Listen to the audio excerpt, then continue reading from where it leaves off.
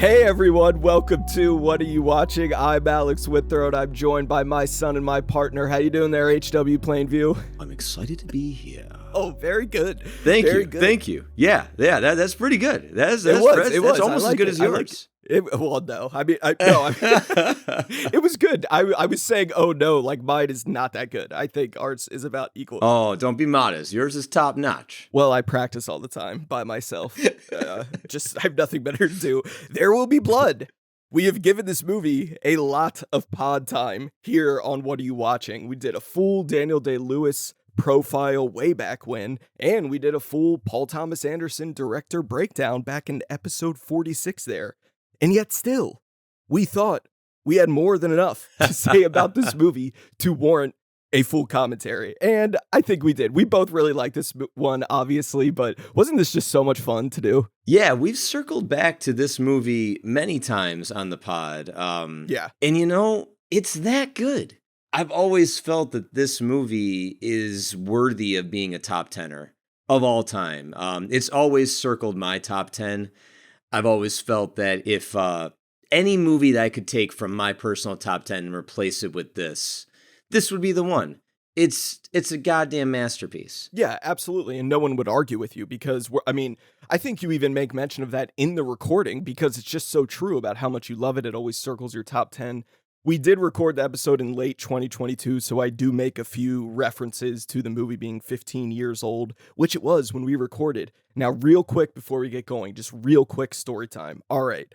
About 16 minutes into this commentary, during the first scene where Daniel Plainview talks for the first time, in front of that group, the 1911 title card comes up. Oh, how could I forget? Yeah, well, during that scene in the commentary, I mention how my college roommate, James, and I used to always quote obscure movie lines from There Will Be Blood to each other. This went on years after college, just out of nowhere. We would randomly text each other a very random quote from this movie. So I mentioned that in passing on the commentary. Now, I've not spoken to James in 4 years. There's no reason for that. It's just, life, just no reason. 3 days ago, as I am editing this episode, I get a text message out of nowhere from James that says, "What was the name of the farm next to the Hill House?" Which is, of course, a line from There Will Be Blood. What the fuck? I haven't spoken to this guy in 4 years, and as I'm editing the episode that I just mentioned him in, he texts me about this movie. I don't know what the hell you call that. Fate. I know James is listening now. We have a new listener. Hey, James, my dad says hi. Isn't that great? It's just so random. I don't know.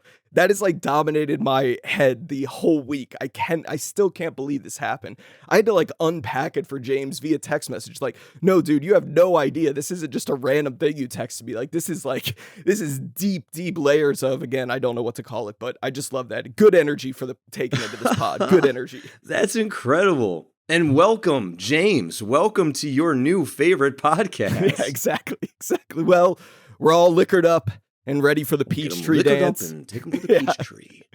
As soon as you hear the beep, as usual, that's when we hit play on the movie. Oh, real quick, $500 in 1911 is about $15,600 now. That will be pertinent later. It's a lot of money. So you figured that out, huh? You actually did the math on that. Yeah, I did it myself without using Google at all. I was like, okay, let me sit down and do my inflation calculator. I brought out all these formulas. No, I just typed it into Google and that popped up. All right, here we go. There Will Be Blood. Have fun, everyone. We had a blast doing it. In 3, 2, 1. There it is. Paramount Vantage. Did you miss it? God, I loved Paramount Vantage. It's so satisfying. This little snap in there, like that little, I don't know what it is about it. Ladies and gentlemen, I've traveled over half our state to be with you tonight. I couldn't get away sooner because I had a well coming in at Kyrie Hills and I had to see about it. That well was producing 2,000 barrels and paying me an income of $5,000 a week. That's it. I was going to say, you got to keep going. No, I just had to get out of the way. Oh, my God. Just right there. Boom. Yeah, title card. That's it. You're just getting it once. Nothing else. No PTA picture. No studio presents. And then that sound. And then the Jonny Greenwood score, which is, he's borrowing this from it sounds like different. Like if you go watch Bergman's Persona, it kind of opens with Oh, similar yeah, it sounds. does It's cool. Yeah. It's got a little 2001 in there too. Yeah, I think this 2001 is definitely an influence of this. I mean, we're going to get to all the influences, but we're starting. How the hell do we even start this up? I'm just going to focus on this sequence because I remember reading an interview with PTA before this movie came out, and he said it was it was one of his goals to try to make a movie with as little dialogue as possible. And he said, for a whole movie, that would be pretty challenging, but I think I achieved that with the first 15 minutes of this movie. Oh, and yeah. he did. Because we get to learn like everything about this guy, Daniel Plainview, just by observing him for a couple minutes. And we've talked about this sequence specifically. Like, Yeah. yeah. Like this is its own movie right here. Just this whole thing. But what's cool about what you're saying about PTA doing that? I would probably say this might be his, even throughout the rest of the movie, his least amount of writing for dialogue. But maybe only I'm saying that in the sense that every time someone says anything, it seems to be as little as possible, but like so simple and to the point. Yeah, it's very economical writing for sure. He's always really good at that. But yeah, it's I mean, God, we can jump in right with PTA. He does Hard Eight, Boogie Nights, Magnolia, Punch Drunk Love, and then takes a 5-year break. And then we get this thing, which no one was ready for. You and I were both around in 2007. I had no idea this was going to happen. And it was going to be this majestic, pure vision of this hell, know, and of this fascination. And as I've called an addiction to greed, because that's what I think Daniel Plainview has. But this whole process, like we don't know what he's doing. It's, oh my God, it's so compelling and interesting. I also want to say I just love that shot when he's like bending over having that coffee and we get the year title card. I love that shot so much. I've always kind of felt about this movie that even though my top 10 movies of all time are pretty rock solid, this is always the asterisk. Yeah, you've said that. Yep. This is always like if I need to take out any of my top 10 and replace it with one other one, this would always be the movie. Yeah, and this leads me to another question. Like, do you think this is the American masterpiece of the 21st century so far in terms of filmmaking? We both like movies more, but I've heard it called that, and I think that's totally fair and true. Do too. I just think it's an absolute masterpiece. I would 100% agree with that statement. Yeah. We're at the 15-year anniversary. This movie came out December 2007, as we've discussed. How much do you think this movie cost? Oh, man. Well, definitely in the millions. Well, yeah, in the millions. Every movie costs in the millions. Sometimes, you think about a lot of movies that only made it for like 500,000 and they did not make under 10 though. Under 10. 25. Well, which fuck is still, me, okay? Under 10 would have been nuts. 25 is like really, really cheap for a movie of this size. I feel like. Comprehension of money. Well, okay. You didn't have to share that. It's a little too much information. No. I love that look on his face when he can't pull it up and he takes his gun off, and he's got that little bit of like, okay, I can't do this. Like I don't know, a little strain to him. Well, this is about as simple and well done filmmaking as possible when you have no dialogue, because we don't have any context for who this guy is or what he's doing, right? So what you're seeing is just basically man versus machine right here. Like this guy is trying to do something and we're not quite sure what it is, and we're watching him fail. Oh God. Boom. God, that's terrible. And yet, oh God, it's just. And they show, if you look at his leg, it looks like it's turned the wrong way. I mean, this is the whole crux of the movie here to me, or rather, the crux of this character is that this dude is about to realize that he just blew up a portion of this mine, and now he's struck silver, so he's found it. Look at his knee. At the knee, it just looks twisted. And then he's going to somehow, which they don't show us, get all the way back to a town, to a silver dealer. And that's enough for him. He doesn't care about this leg. He doesn't care about all this stuff he's gone through. It's just, he has one mission. And then he's happy right here when he finds the silver, but then the silver leads to, buying the first things for that first oil rig. It just leads to other things, and everything is progressing. And by the time you get to the end, it's like, what was all this for, buddy? Yeah. I mean, I don't know. I don't know. Well, going back to the last great American masterpiece ever made, part of the reason why I would still argue that this would be that is because also of kind of that thing you're talking about with greed. Like America's a lot of things, and greedy is one of them. Yes, it is. So to say something is an American masterpiece, I feel like it kind of needs to touch on a little bit of something that America can relate to. I think that's a really good point. And something that, like, because also this is a historical, like, account on oil. And that is obviously something that means a lot to America. This movie is also, like, low-key. You know how The Master is kind of, quote-unquote, not about Hubbard from Scientology. You know, they never use his name. This is kind of the story of Doheny, the guy who essentially kind of built up California. And there's a street in Beverly Hills named after him. And the Doheny family were very big. And I don't know, go do some research and you can find that this is a loose kind of characterization of him. And a fictional portrait, you might say. Yeah, like Blonde. At least I don't use his name. Oh, I don't know all the details of this. And we're hearing this Jonny Greenwood score and just, I don't know, when to fade or crossfade like we just did, when to like whip pan, when to do all this stuff. And yeah, okay, so 4 years have gone by. And go ahead. And I was saying, basically, like what we're seeing is this is the price that he paid for that silver. And this is what he's done with that silver in 4 years. Yeah. And I mean, he also paid the price of that leg because we've talked about this so much with Daniel Day-Lewis, but his, one thing that sets him apart from so many other actors to me is his command of posture and the way that he can stand. Cause he has, I mean, go watch one of his Oscar speeches. Like he has immaculate posture and he's very loose in Phantom Thread and he's like leaning against doors and stuff. And in this, I mean, by the end of it, he's turning into like a monster, like a beast. He's hobbled and hunchbacked and imagine how unhealthy this would have been. They're just digging like around for oil, no mask. Like they're just down there. I mean, it's kind of a wonder that Plainview makes it this long. All right, here we go. Here's our first indication. It's so, we were talking about this a little bit before, but it's so interesting to me that people have had the read that HW is Daniel Plainview's son. And I've heard PTA say that wasn't the intention, that it's clearly, the dad is killed down here in the well and he loosely adopts him, I guess you could say, and pretends that, I bet loosely adopts him as a like commodity just to help business. That's clearly what is happening. And he puts that all together in this shot where we're about to see him just staring at this crying baby. Wonder if Daniel Day-Lewis tried to build this shit. He's like, I got it, Paul. Let me do it. I wouldn't doubt it. Right.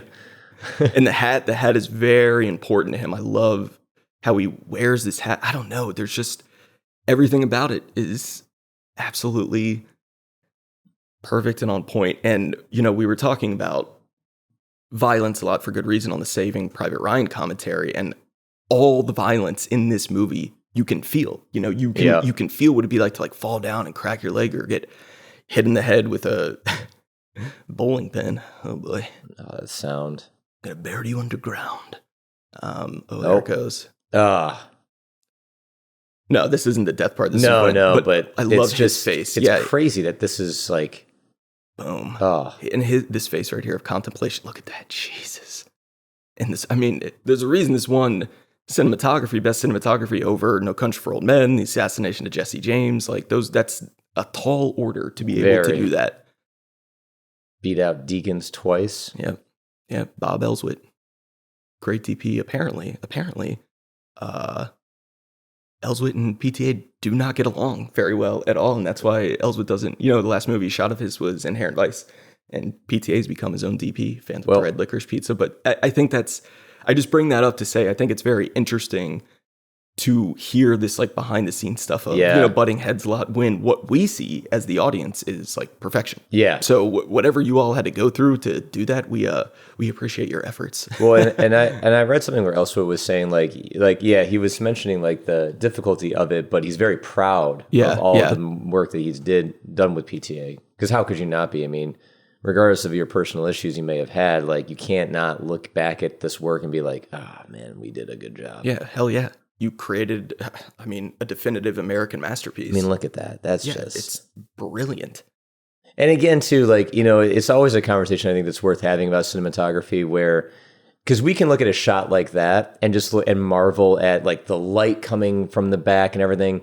Nick's talking about the shot, like from, you know, the guys looking down the well. The dust is blowing by, just for reference. But yeah, and to also kind of note, like while that is gorgeous looking, the difference between photography and cinematography is what the camera's doing to tell the story. Right. So, you know, just something like this, as cool as it looks, like this is just a part of it. For sure. Absolutely. I mean, like that right there, that's telling the story. God, I love when they get the oil on the camera. The rope hits it right here. It's also interesting that we really don't see Plainview like genuinely smiling a lot or putting forth that effort to like be happy. And he seemed like ecstatic right there, just slapping the oil on the dude's leg. I love that. Yeah, there's a couple of times throughout the movie where he's genuinely pleased about something. For sure. And he lets it be known, he shares it, but it's just those tiny little moments. Yeah, like I think it's important to stress sober too, because sometimes he laughs when he's like hammered, and it's not. I don't think it's necessarily like genuine. I mean, oil, man. It's just crazy that like that this was basically essentially kind of like discovered. Yeah, just like discovered and made California rich. I mean, it is nuts that it was just literal oceans of oil under the mountains, and you had to dig for it. Yeah, I mean, you had to dig like hell. And this is the first I mean, this is just terrible because God, you feel that. And this is a tremendous shot where we're just going to see Plainview's eye. You know, he like looks back to make sure he didn't get hit, and we're just going to see his eye creep out. I love that so much. I heard they used like a chocolate material for the oil. Oh, really? Yeah, that it was like I mean, I don't know if PTA was messing around, but he said it was like the stuff that McDonald's uses to make chocolate shakes. Oh my God. I don't know. I don't know. Maybe that's true. So right there, that stare, to me, he's contemplating like, what can I use this? Can I use this to my benefit? Or why not offer him a little fucking whiskey? Yeah, good. Or in a way, is it like, I mean, maybe this is putting too much credit for Daniel Plainview here, but like maybe he's wondering like, is this the right thing to do? Should I take this kid? But you're probably more right though. You're probably like, how can I use this? Well, yeah, I mean, you are giving him some credit there if he's being that empathetic and contemplative. I think he's... Call me old-fashioned, but maybe it's the romantic part of me. See, I love how, to me, it is clear that he later on like genuinely loves HW in whatever way whatever is his way of loving something. Yeah, whatever the most he can get. I mean, like this right here. I mean, this is like the most like compassion that we've ever seen and will ever see. And this is great because obviously you can't teach a baby to, do that. And he like leans in like this is it right here. Mm-hmm. This is the nicest this man ever is. Yeah, pretty much, and genuinely like meaning it. Oh, here's my speech. I just love when this voice comes in, and it's like, it's the John Huston Chinatown voice. I know it's been compared to that a lot, but I don't know. I love his voice in this. He's so good with his voices. No, I understand that comparison, but I still think this is something that he made uniquely his. Oh, yeah, for sure. That if you want to give credit to inspiration, that's totally fine, but he definitely 100% makes this his own. God, he's just the best fucking actor who's ever goddamn lived. Lose it all. So we're going to talk a little bit now about just a little bit about staging, editing, cinematography, because we've been on him, and we start really close here, and just want people to pay attention, like when we cut to wide, why we cut to wide. Yeah. There's a lot of really good reveals, even within the same shot. Like the first time we meet Paul, the first brother, Paul Dano, and like Kieran Hines is like hidden behind him. I'll point all this out. There's really cool, subtle reveals like that. he's going to mention, and we don't even know who else is in this room, and then it feels so lived in Yeah. because of all these voices, and it's a great cut. I'm a family man, and then it's going to cut right when he says that, and you see HW, and you're like, okay, but we still don't have the year, so we don't really know.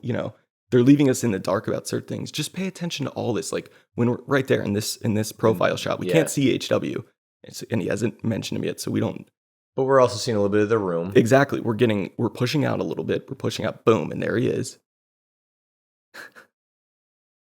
For a little fun, everyone go look up the actor who plays HW. His only role, he wasn't an actor. They found him in a school.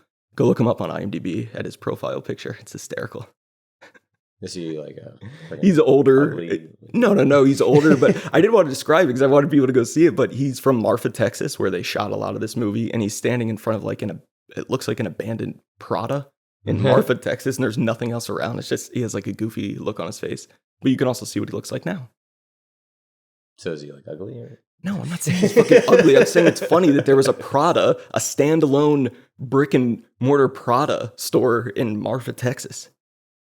And then he decided to make that his IMDb profile. I don't know. It's just hysterical. He's a good man. I love this gets to speak and then no. And now we get the year. Yeah. Now it's all intentional because he's so good from that first sequence when it's silent. It's like we don't know really what we're watching or why, and you just have to trust in PTA that he's going to take you somewhere. And does he ever? Well, and letting this noise continue. Sit that woman down, sir. My college roommate and I used to say that to each other all the time. I still text it to him sometimes. I don't know why. Sit that woman down, sir. And then, if you're really paying attention, you kind of see here, you see it all flowing. They were trying to sell him that lease, and he's just going to go to this small household here and kind of buy them out and try to, it's essentially what he does with the bandy tract at the end. He's doing that up here where he's trying to go above and get, look at that walk. He's trying to get in there, get a new inn that isn't involving the whole community. Let's just bring in Mr. Bankside here. Another thing I want to really talk about, and this is a callback to your first point about the economy of the writing here. The way that he words things, it's from such it's subtle, but he's always in command. He's always in control, and he's always powerful. The best example of this is when he's meeting Abel Sunday, and I'll talk about that. Do you have bread? We have potatoes. Potatoes would be fine. Like the dude he never offered bread, never offered potatoes. But then you're listening to this conversation, you're like, oh, he really managed to. It's an amazing businessman way of speaking. It does. I agree with that completely. And he's doing it a little here. That's why I brought it up. Sorry. And he also, when we talked about this on our PTA episode, but you would never even guess, if you didn't know that PTA wrote his own stuff and directed it, if you were watching any one of his movies, they're all so vastly different in terms of their writing. Yeah, that's true. I think there's some comparisons like Boogie Nights, Magnolia, but there's still one takes place in 48 hours, the other takes place over almost 10 years. So yeah, there are differences in the way that he writes everything. I mean, if you watch this, there's really nothing in There Will Be Blood where I'm like, oh yeah, the dude who made Boogie Nights made that. Yeah, I don't really make that comparison. That's okay. I think that's awesome, why actually. PTA is great, is because all his movies feel so different, but yet when you realize that that's what you're watching, you're like, oh yeah, for some reason I can tell, but even though I have no reason as to why, it's something that's just coming through from him. Mm-hmm. Yeah, Paul Dano. Yeah, a lot to unpack here. This was originally Paul Dano's only role in this movie. Yep. And they did it. He was Paul, and they had another actor to play Eli. And I don't know all this stuff. I'm not going to get into it. We've also talked about it. It just wasn't working out with Daniel Day-Lewis, and it wasn't. So I don't even know if he was if he had as much work at that point as Paul Dano. I don't know. But they make this crazy decision to offer him both parts. And wow, does it work? Because even if this was his only role, he's still really effective here. The choices he makes, I'd like to leave now. But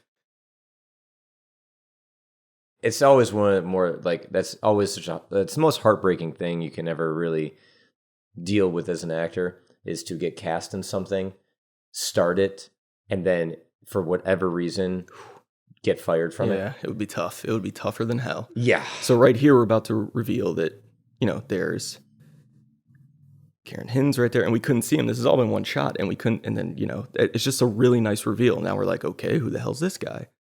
We're about to find out that HW's asleep behind him, just, all this little stuff. And it's one of the few times in the movie where someone Daniel Plainview is speaking to, in this case, Paul, they're almost like intellectual equals, it seems. Like, Paul's very good about, that would be telling you, don't.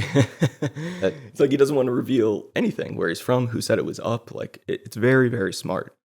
And it's a very clear indication, too, of like in the dialogue of knowing Daniel Plainview does not enjoy any type of religion.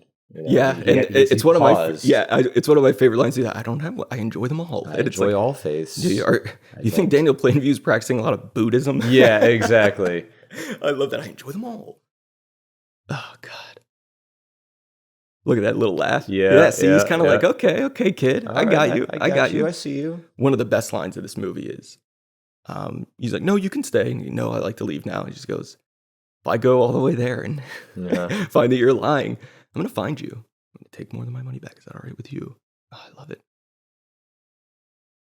Be cool to do the math of like 1911. What $500 meant in 1911. I don't really know. But I guarantee it was a shitload of money. I'm going to say 2,000. No, probably. How the hell? All right, fine. I could look it up. You think 2,000? Yeah, I think that would be the equivalent. Okay, cool. We'll just go with that. $2,000. Would you think I'm off? I think it would probably. I think can 500 comprehend money like the best of them. You just said like 10 minutes ago you couldn't. What's really interesting about this is that, right, he does give him $500, and then but in the end, when he's bullying Eli, he's like, I gave him $5,000, cash in hand. And that's just not true. He's just messing with him. Yeah. It's also interesting. Paul, to me here, seems nice. He's his own character, but he doesn't seem very well liked within his own family. We never see that, but the way he's talked about, it's like, I don't know, he just doesn't seem well liked, like the son that left, I don't know. Tell me something worth hearing.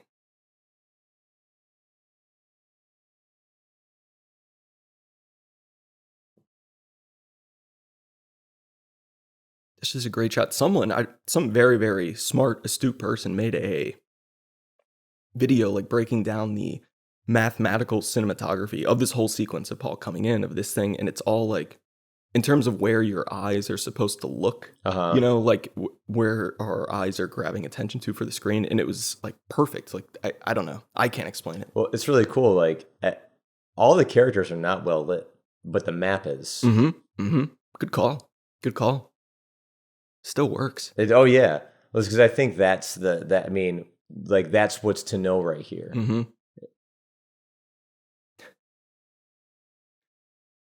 I love HW asking about the sisters. Yeah. One of them will be his bride.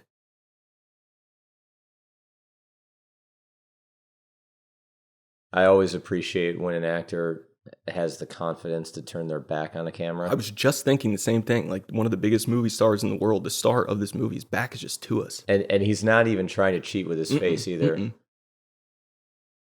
He's just really contemplating. It's like, okay. And you get it. Like, I totally buy it. It's a very theatrical thing to do too, because one of the big no-nos if you're on the stage as an actor is to turn your back to the audience, because you really can't see anything. Sure. But if it's a choice and it's intentional, it's one of the most powerful things an actor can do on a stage. So I think that right there is, that's just him knowing full well what he's doing. Like that's very, very true, and I agree with all that. I love the way they both handle that sequence. I already did the line of it, but I just love it.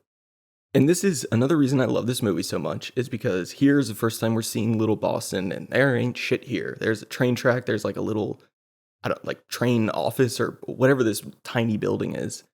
And then we see throughout the course of the movie how he builds it up because of the oil he brings in. They have a school, church. It becomes like an actual town. Like, he builds this town from nothing.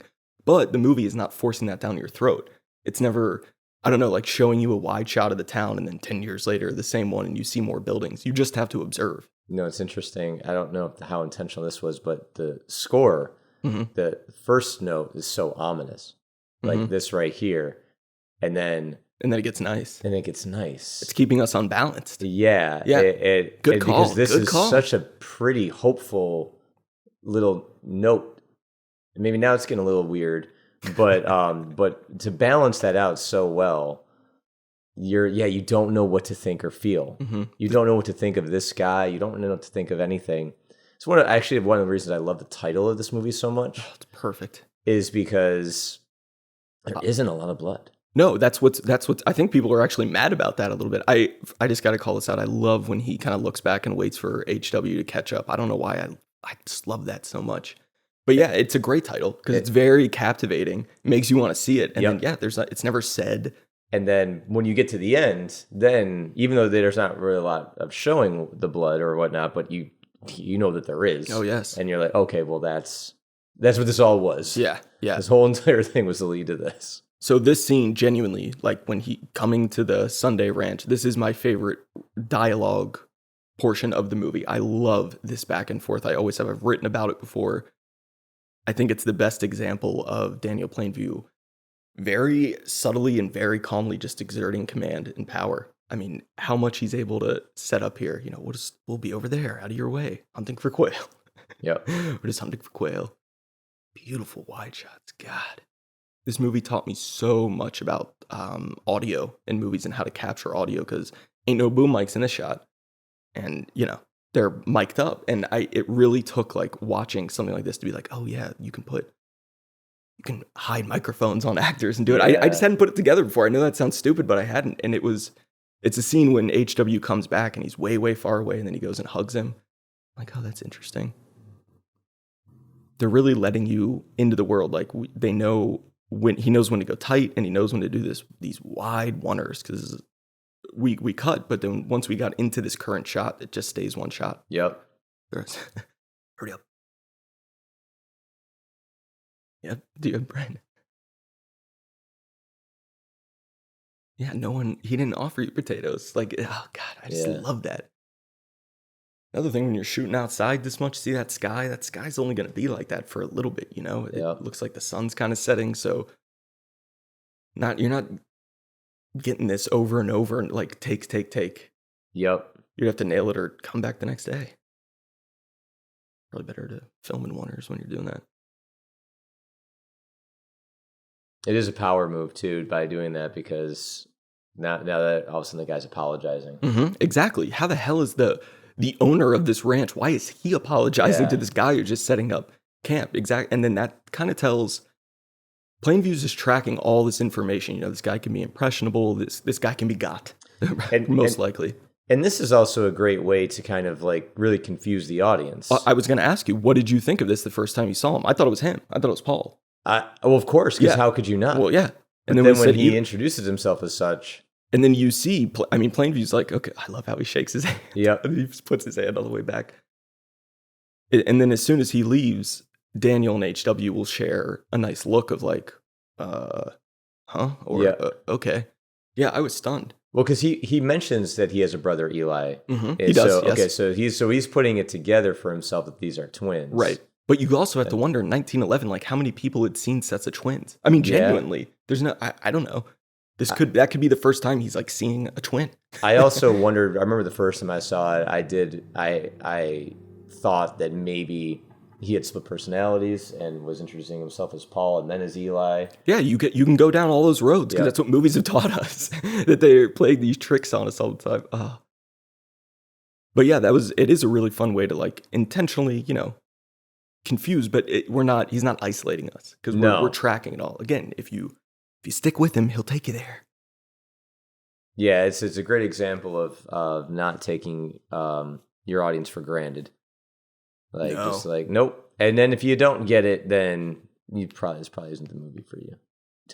Yeah, this movie doesn't treat people dumb, but it's not like explaining things to us, but it also, to me, isn't so challenging to where it's going to alienate people. I think it did honestly alienate a few people in 2007, and I don't think it certainly wasn't reviewed as well as No Country for Old Men. It didn't fare as well as the Oscars, which is its own thing. That's fine. But I remember thinking and saying a lot in December 2007 that this movie is going to be remembered as like an unquestionable masterpiece. And I think people are sleeping on it a little bit now. But if you walked into this movie wanting to see Boogie Nights or Magnolia or something like that, it ain't that. Or Licorice Pizza. Well, Licorice Pizza didn't exist in 2007. Yeah, no, but I'm just saying, man. I'm just saying. I always appreciate how Plainview makes it a point to include HW. Like, here, you sniff this as well. And when he's explaining things to him, like, you see that. You see that. And really working, here's a real, genuine laugh that we're going to get from Daniel Plainview. And that's why we're being quiet, because it's so rare. HW even seems surprised. Yeah. Here's your money. That's a pipeline.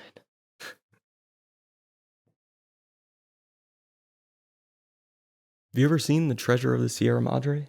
We talked about this? Oh, yeah. Yeah. And that was just a huge inspiration for this movie. It is apparently PTA's favorite film of all time. And oh, wow. He apparently watched it. I've heard he watched it every night of filming this movie. That seems a bit excessive, but he watched it a lot while filming this. And that's a great film. Everyone should go watch that. John Huston directed, I understand that. I remember there were a handful of movies that I would just always, maybe I wouldn't watch them from start to finish every single night, but while we were filming There I Go, there were like a couple that I was like, all right, I just have to be with this movie all the time. They're like safety blankets, because when you are actually filming something, I don't like to, I'm not watching random shit. I'm not going to the movie theater. I'm not, because I don't want to get, messed up in my head. I do the same thing. I'll pick like 2 or 3, and those are my, those are my Bibles, kind of my gods, guides rather. They always bring you back to your, like, because whatever connections you've made with those movies that are reflective of what you're currently creating, you kind of just have to kind of always be like, all right, nothing else matters except for this. This is this. Right. This is this. Exactly. This is this. Shame has been mine for 2 of my films. 2? You had 2? Earrings and Wait. Yeah. Or I would just watch it all the time. This is another great thing. It's just so old school I'd like to talk to you about, some business, and they just send the women outside. Send them outside. They can't be around for business talk. Like, what? This actor playing Abel, I keep straining with his name. It's such an obvious religious name. He's great. He hasn't been in a lot of movies. I think he's perfect in this. I really, really love this guy. My favorite moment being No More Hitting. And the way he and Daniel had that nice stare down. But here we're really starting to get this scene. We're really going to start to dial in on this greed versus religion, Daniel versus Eli. This is what when everything is on the literal table here. Yep. The deal. And, Eli's going to bring up oil. And then that's when we cut into our close-up of Plainview. So again, it's all intentional. We've been in this wide shot the whole time. Yep. And when we cut in, when he feels like he's being properly challenged, is when it cuts in and he's like, for what? What a random number. Oh, man. Yes, I believe he has. It's yeah. I think this movie's hilarious. I'm going to be laughing a lot in this. This is another one that I think doesn't really get remembered for its humor as much. And I think this movie is hysterical. The good Lord's guidance. Because it's just so layered in sarcasm. Oh, we're going to cut to this reverse close-up of him when he's really studying Eli. And I love how he's playing dumb here about drilling, Yep. As it would be, I do have a few contacts.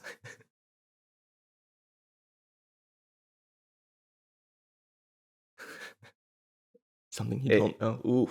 It's always a testament to an actor. God. Sorry, yes. Where you can go toe-to-toe with Daniel Day-Lewis like this. And he's one of the best to ever do it. He genuinely is. Because he's never going to be the dominant one. He's never going to best Plainview in terms of masculinity, rage, whatever you want to call it.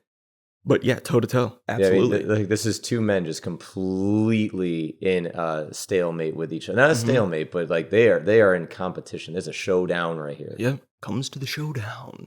They won't be there. I mean, I think their kind of heated chemistry, their embattled relationship Yep. is even better here than like Leo and Daniel Day-Lewis in Gangs of New York. I don't know. I think Paul Dano and him are really a little bit more convincing. And he's stirred right here too. Like he's like this is under his skin. And I love how he's always sweaty. Like he's an oil man. He's oily. Cleanly, yeah, he's oily. I mean, probably, yeah, seriously, he's oily. He's sweaty a little bit. He's never cleanly shaved. Just part of that, I believe in plain speaking. He has this whole like thing, this whole hustle. It's all part of the hustle. Yep. I think he thinks about the way he looks, how he dresses, how he speaks, very, very, very carefully. Way to shake his hand. Oh, and no, because it's a prayer. And he takes it away. Oh God! And look how upset he is by it. Oh God, it's just so fucking good. I'm about to blow your mind. All right, hold on. Yes, I'd like to talk to you. Looking for some land. I just bought the Saturday branch. Mine's better than yours. Listen, all right. Do you know who this actor is? Santa Claus. He's not Santa Claus. Santa Claus is fucking dead, man. Oh, bro. Everyone in this room is now dumber for having listened to it. God. I award you no points, and may God have mercy on your soul. Big simple SNL, no would have been fine. Yeah, from Billy Madison. Big SNL character. I love this guy. PTA will do that. He'll cast like comedians, funny people Paul W. Tompkins, he's in this in a small role. He'll do that and have him like play it straight. I think it's just that PTA just, he if you ever watch his interviews, like he's a very strange little guy where he finds certain things very funny. He has a very warped sense of humor, I would say. Yeah, not like distasteful sense of humor, but things like he loves all those Adam Sandler movies. Exactly. He loves all those. He's and got he will not talk shit about them. Bit of like raunch to him or like whatever it might be. Look at that fucking shot. So you see that flicker on the bottom left? That's the actual film. I was gonna say, the camera, because the light is just on the edge of the frame. So it's literally like battling that light, and that's genius. And the blues of it. Oh my God. Oh, I love this scene so much. I love this guy. Never seen him I don't think I've ever seen him in a movie, but there's so much being played here. Like the second Gene here sees HW, he knows he's been got. Plainview's already there. But clearly Plainview has a nice, rapport with him. And I'd rather be you than someone else. Like I said, Gene, go east.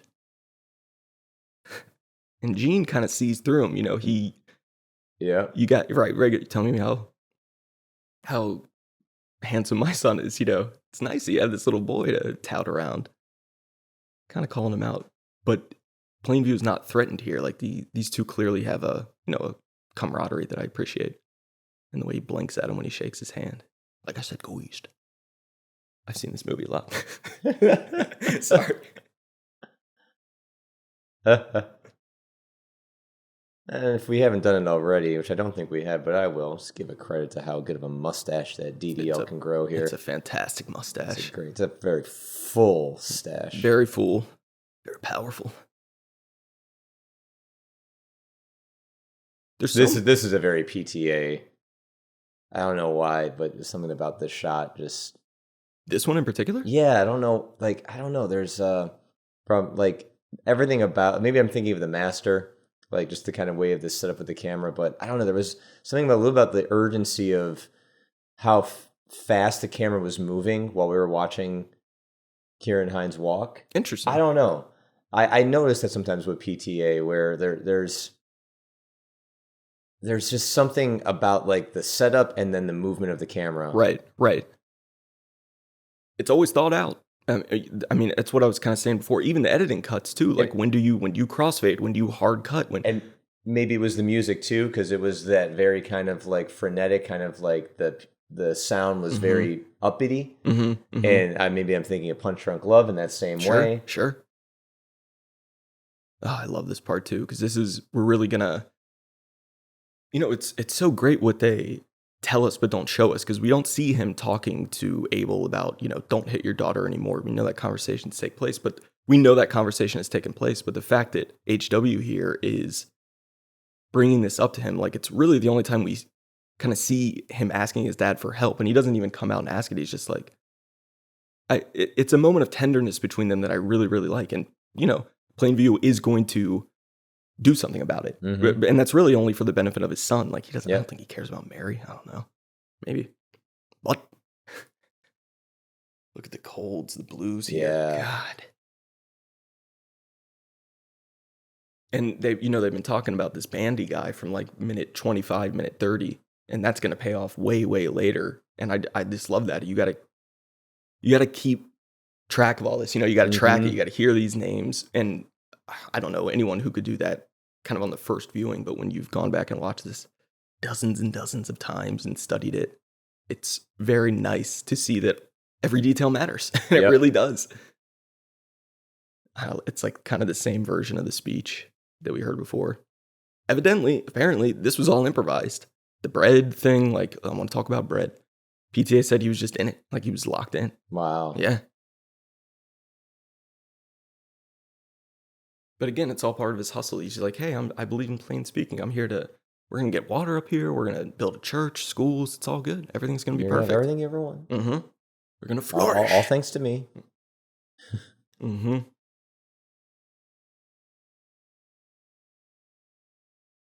This is always an interesting question. This, I don't know why I thought of it. I think it's because he was trying to, like, the HW was trying to talk to his dad about a girl. Mm-hmm. Do you think Daniel Plainview has ever had sex? I was going to wait to bring this up. This is a whole conversation. You've been thinking about this. I've thought about it constantly. What else am I going to think about? Like I said, no one said I was normal. I'm about to blow your mind. In the original script that PTA sent DDL, he admits to being impotent. Oh. I don't know if it's in that bar scene, like, give me some money with that, drunk brother, but he admits to his quote unquote brother that HW is not his son. And he goes, he could not be my son. And he like kind of punches himself in the crotch and goes, this thing doesn't work. It's something in that effect. So he's impotent. So if that means, I'm very, very glad they cut that out of the movie, honestly. Yeah. But we can feel, I've always been able to feel like the absence of sexuality on Daniel Plainview it's such a choice for me. Like it's even when they, he calls him during the, that's a pipeline, when they're slapping him, I've abandoned my child. He calls him like a womanizer. And it's interesting because that never really tracked for me. But, he could be even talking about that shithead brother or whatever it is. But so has Plainview ever had sex? I genuinely don't know. I think he has tried and has been unsuccessful on a number of occasions, perhaps. And now he's like putting it out of his head. And he's just, he's an oil man who wants that money. He just wants money. It's greed. That's it. And I think one of the tragic things about this is that it's really for no reason. Like it doesn't, by the time the movie ends, I'm finished. Yeah. Like, cool. What was all this for? You're rich, but you're like a drunk Frankenstein. I don't know. So yeah, I would say his sexual life has been pretty absent. Mm-hmm. That'd be my guess. Yours too? I would absolutely say that. Some people have asked if he's gay. I think that's a bridge too far. I don't think he's playing it with that. I think he is playing it with, I don't know, that women just don't seem to be a factor. Well, or maybe he's not interested as well. Like it could very well just be a thing where like sexuality just is not a thing that even crosses his mind. Right. He might recognize it in other people. Like he might be like, oh, because that's what people do. Mm-hmm. Like that. Mm-hmm. Like that's something that I don't, but people do. I understand that about people because he talks about people like that. He sees their actions and behaviors and assesses them for what they are. But if those things aren't useful to him, then he just doesn't even think about it. And it would also strike me the same way because he is so one-track minded in his goals and his ambitious is not a big enough word. And someone who's just put like dominance. That's what he just wants to like dominate. Yeah. Yep. And if you eliminate sexual energy from your life in that way and you put all of that towards your goals, like you get like this type of stuff. I kind of made some comparisons to, I have in the past this to Raging Bull because it shows how he is intentionally sexually frustrating himself like before fights and stuff. Yeah. And how it's just using sexuality in a very different way. But yeah, the absence of it here is the absence of it from Plainview is important, especially when it's brought up, with his brother. It's brought up in other areas, but never in relation to him.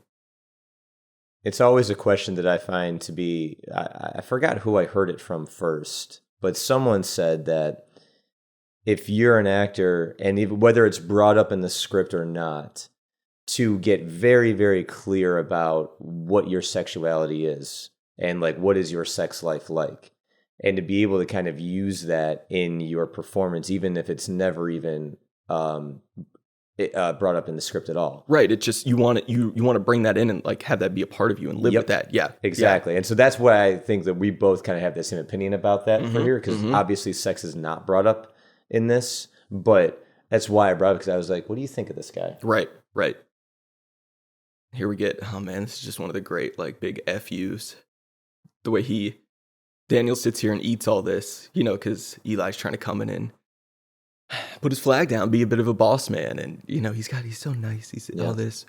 But what he's demanding, they're really testing each other here a little bit. And the way Plainview plays it so straight, and then without even saying anything, just puts his middle finger up, by inviting Mary instead of Eli up there. Oh, it's great. I'm pretty sure the guy on the left was like a scout or technical advisor. I've seen interviews with him, and they gave him just this little cameo, which I think is cool.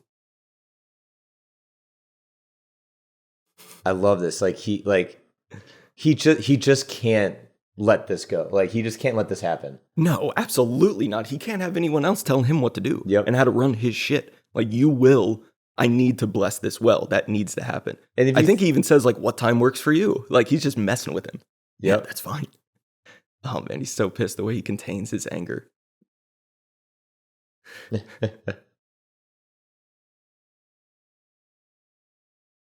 Yes.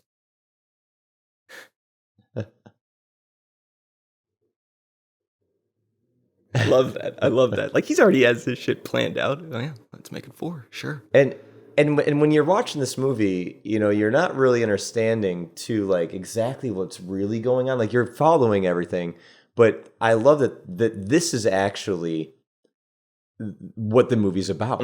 Like, oh, okay, so this guy wants to come here and do this thing tomorrow, and then you watch and you see what's about to happen, and this is it. This is the movie. Yeah, it's that backhanding. Oh God, it's just so brilliant. Also, back to that economy of writing, because we're all watching to see what he's going to do. Yeah, how's this going to go down? And then why else would you ask for a scene? Oh, I just want to come over tomorrow and bless the well. Yeah. Okay. And so that's what you're thinking. Oh, okay, this guy wants to come here and do this one thing, and then simple thing, Daniel. Simple thing, and this is what matters to him, and this is what matters to him, and the stakes couldn't be higher the way they both view it, and that's what makes the conflict so damn interesting. And then watch when he says, Eli's line here and looks right at him. Who? That, oh man. And look at that look, You've been had, preacher man. Right, amen. Basically like, fuck you. Yeah. This ain't happening. Hurry up. Yeah. Fast as you can. Won't be a minute. He's blocking, literally. Right. Even if Eli even tried to come through, he's like, no, you're not getting through this. Coming up here, we're going to get here that ending gorgeous musical composition for the first time, right after he goes, that's it. I believe I'm going to get it wrong. I think it's Brahms. Do you know? I don't know. God, I'm done with that. Boom. And you have to, like, I remember what? Oh, him. Yeah, he's so pissed. You can see it. Like, he's like, I understand the situation, you son of a bitch. And I remember, yeah, that's true. I remember seeing this for the first time, hearing that note and thinking this music was like so big for this sequence. But it's so smart that they do that, because now we're familiar with that piece. So when it comes back in the end, it just hits so much harder. Yep. Because it's already in our brain, even if we don't like remember exactly when it was before. It's just great.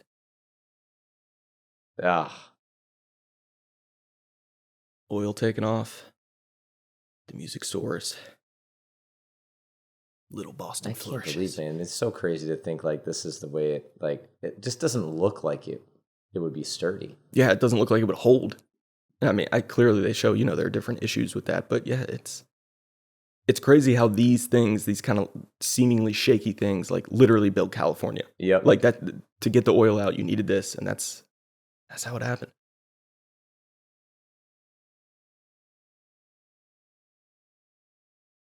I feel like every scene of this movie is like my favorite scene. I keep saying that, but this is just great. This is another example of staging, because they're going to do a pretty good job. Like, our attention's on Mary, and then it's going to be on Daniel and Mary, and they do a good job of blocking Abel from the frame.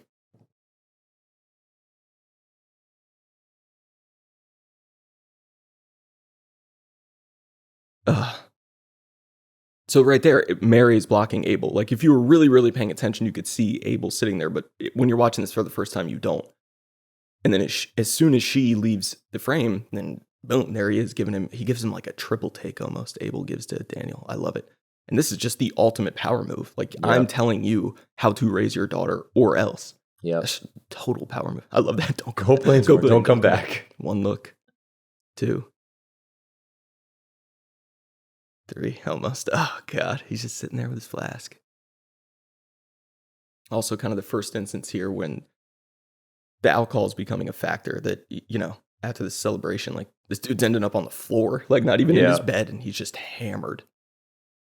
I mean, he's crushing, liquor like the whole damn movie. That's how they did it back in the day. That's how men did it. I love that. Using the real voice, yeah. Oh, God damn it. Damn thing's been open a day. They already lost a guy. You know what could have prevented that, Nick? That's right. The blessing of the well. Yep. This could have been prevented.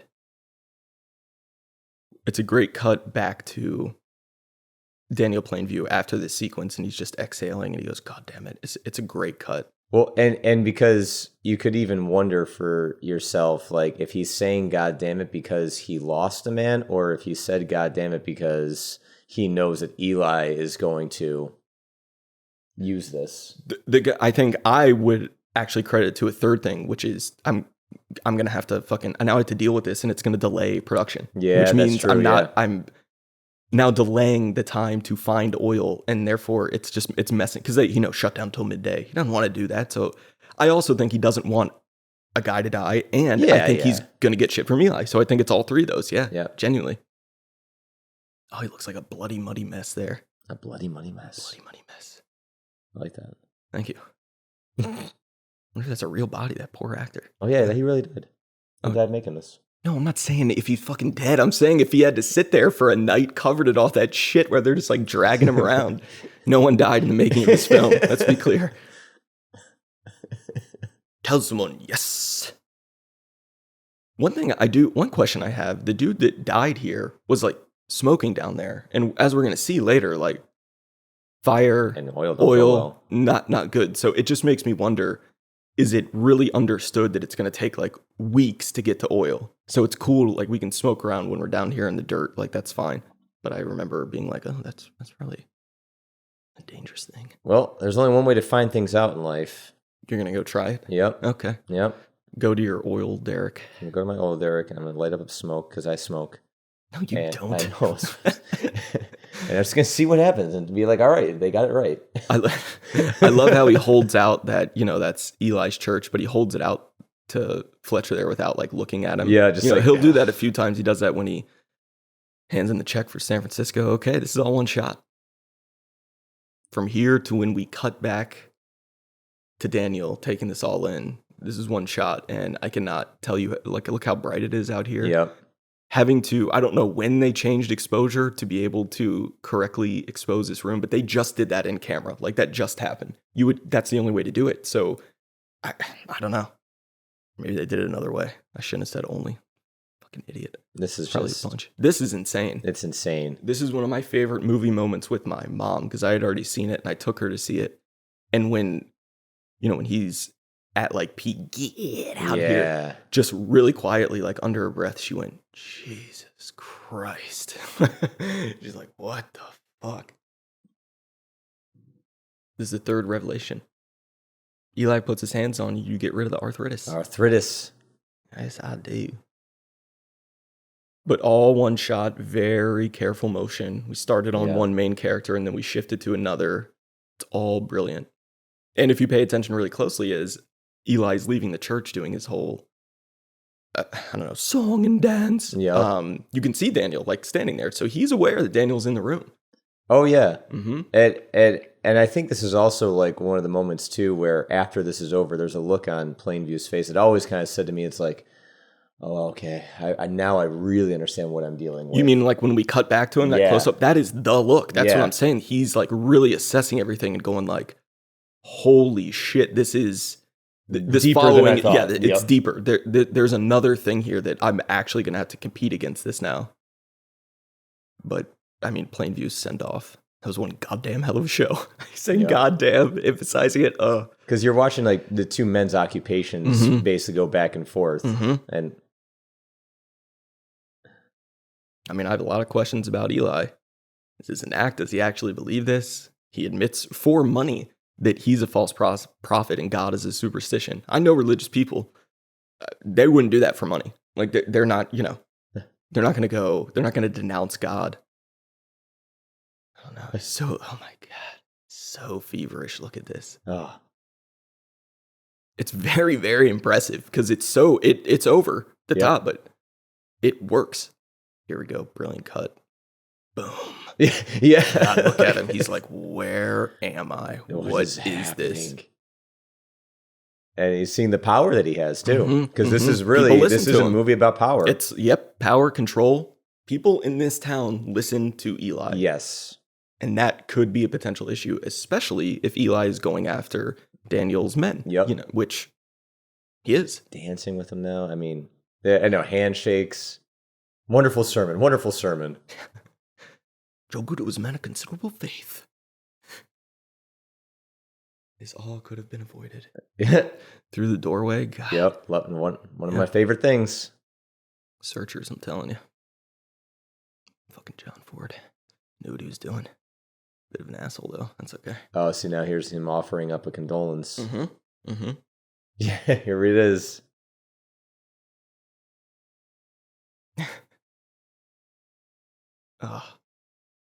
Practicality versus religion. Mm-hmm.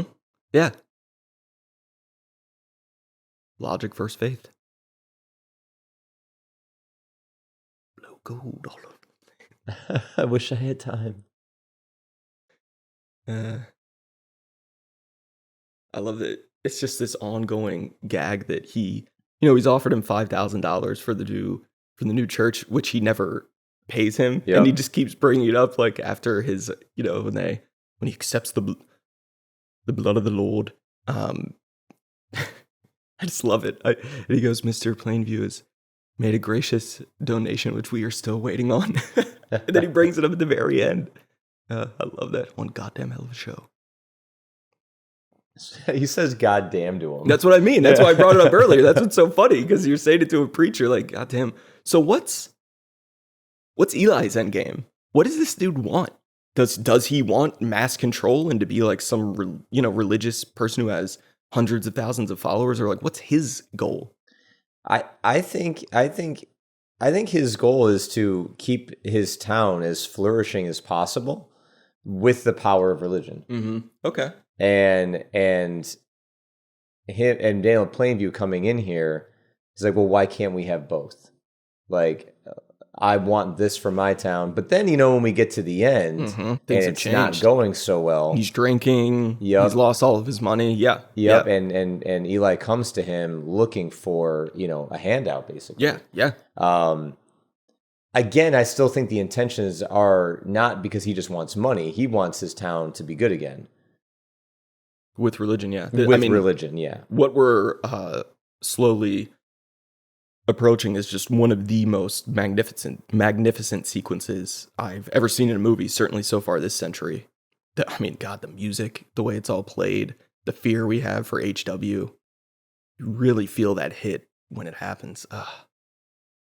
It's also interesting that the first thing Daniel does is run to help HW. Yep. It's like I don't know if he saw him fall, but he knows he has. Yeah, it's very... Well, he's aware that he's not there, and that something could have happened. Mm-hmm. Like you just know something's going to happen here too. Like nothing's even telling you that there's no music. There's no music, but yet you feel like, all there right, it is. oh God, oh my God, Boom. Oh God, that's terrible.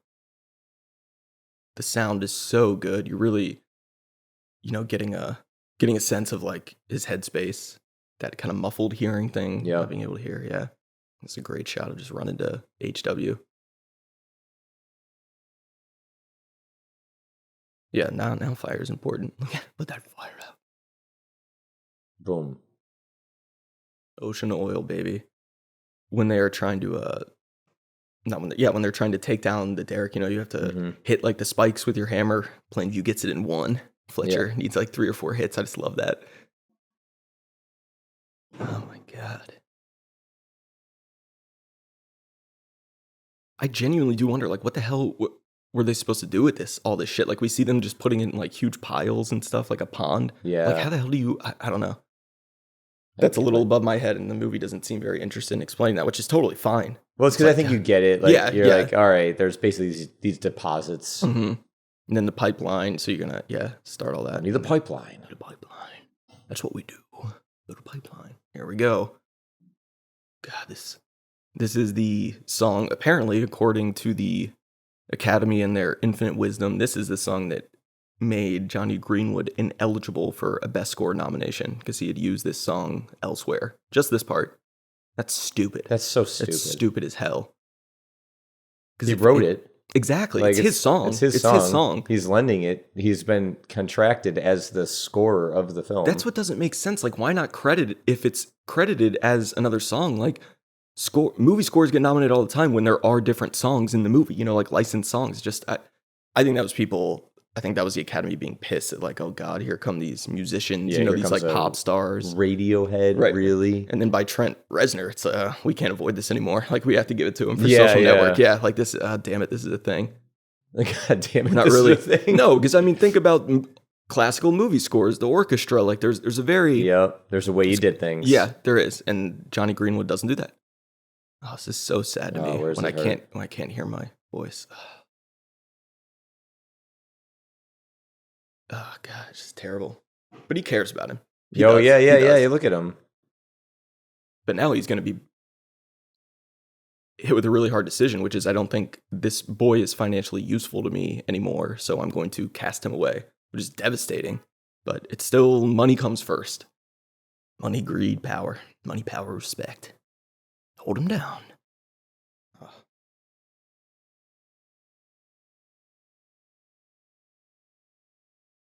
It's hard to talk during this and not just watch. I know. I kind of got wrapped up in it. Yeah, we got to break the cables. Old DDL's going to get it in one. Oh, God, it's so good. Oh, it's incredible. Just the how everything's moving, what he decides to keep in frame. Mm-hmm. It's perfect. One shot. Boom. That's because he practiced for years. He probably did, yeah. Every night he had his spike swings there. He's got to do it in one. I'm pretty sure this is Fletcher. Yeah, he takes a few hits. That's okay. Most people would. He's missing.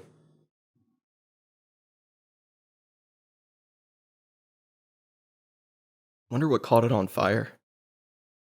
It was just like if someone was smoking or I don't know. You know what I mean? Like I wonder how it actually caught on. But it's what an image. I've never seen anything like this. Like the way here with the sun setting and Paul Dano watching it, it's like it's beautiful. But then everything it stands for, it stands for greed, power. It stands for all this stuff. So it's a beautiful image. It stands for the future. Yeah. But it's burning in effigy. Well, yeah, sure. Yeah. Good job. Yeah. They were trying to film in Marfa, Texas at the same time, a movie called No Country for Old Men. They were trying to film at night and they could see way in the distance those flames shooting up. And they were like, what the hell is that? Really? Yeah. Like, what the hell is that? So then they had to, isn't that funny? That's amazing. Yeah. That gives you a sense of how big that flame tower was. I mean, this is all real. This isn't special effects. Like, and the competition between those two movies. Yeah. Look at that. That's so cool. Yeah, just covered in chocolate. That is, oh God, that's great. I love this. What's wrong with you? Yeah. Yeah. He's probably worried about HW, honestly. Fletcher's such a good guy. He means so well. I really like him. I really like his portrayal of this character. I love that. No one can get at it except for me. That's like, what are you miserable about? Yeah. And they just ask, is HW, like, that's his question. Is HW okay? No, he isn't. Okay. Want to go check on him?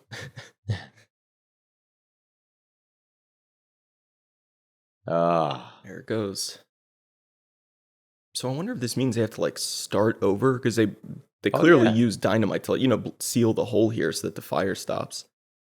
So then they just I guess now that they know that it's there, that's enough. Oh yeah, that's to keep going. It's like who cares? We just we start over and do it, but we're good. It'll pay for itself in a week. Yeah. Look how he's just covered in mud or oil. I love it.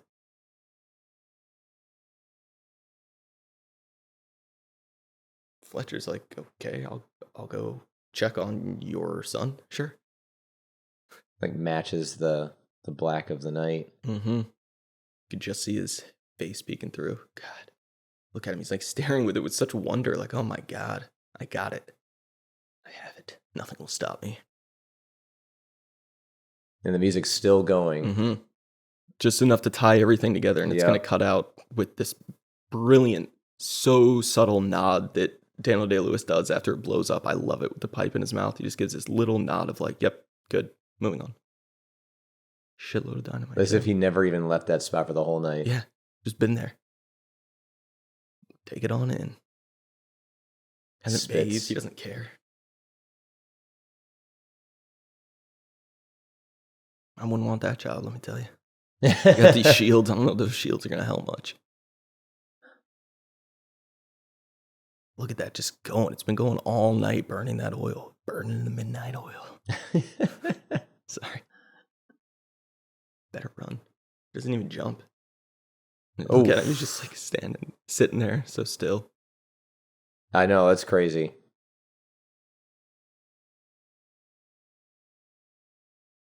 All right, hell of a goddamn show. Here's that little nod. Boom. Yep. And it's always interesting. Like he's like basically telling him to stop it. Yeah. He does like it's enough now. Yeah, that's yeah. Can't hear you, dude. Oh God. I mean, he never knows how to handle it, and he always handles it very poorly. Like he gives him a shitload of whiskey and milk later, like a lot of shots. And that to me is just like, this will make the kid pass out. I can get some time to myself. He's trying to like get, I don't know. Like he just doesn't know what to do, and so I think that's a big part of it too. Is that he doesn't know how to handle it, so it's easier to not. Mm-hmm. Yeah, of course. Yeah. Send him off to San Francisco. Mm-hmm. Interesting that we faded out there to black. I have to check myself, but it's one of the few times the movie's done that, and that's deliberate. And then we cut into this chaos because things have changed. This will be a thing. Of course, with the introduction of the brother. That adds a new dynamic too.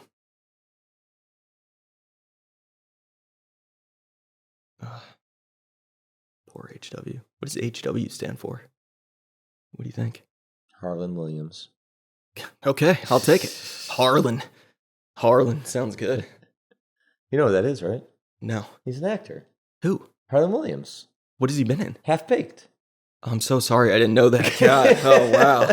Forgive me. He's a stand-up comedian. Oh, yes. Okay. Rocket Man? Okay, that's right. The real original Rocket Man, not that Elton John ripoff. Yeah, right. Damn thief. But even there, now he's showing us like, okay, we have 3 wells set up. So no matter how much time has passed, there's 3 here now. But no one's, slamming that down our throats. Just you kind of have to track that. And Rocket Man still holds up. I haven't seen it in years, I must say. Do yourself a favor. I'll watch it tonight. Give it a double feature. There Will Be Blood, followed by Rocket Man. That'd be thrilling, I'm sure. 2 masterpieces back to back. This is one of the few times we kind of adopt HW's point of view and, can't, just in terms of not being able to hear, it's really effective because just imagine that. Yeah. Imagine like having one just boom in an instant and then you lose one of your senses. Like that's. No, I'd want to die.